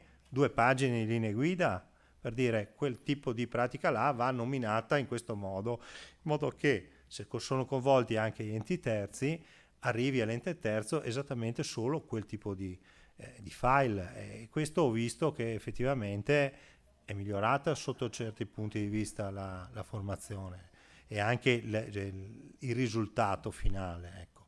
Però ci vuole tempo, bisogna impegnarsi e ripeto, questa di oggi siamo molto contenti perché siete molti enti terzi e quindi per noi era fondamentale che oggi venissero coinvolti gli enti terzi perché abbiamo lavorato molto con i SUAP, vogliamo lavorare molto con voi, insomma, ecco, perché è insieme, tutti insieme, che riusciamo a dare un risultato migliore.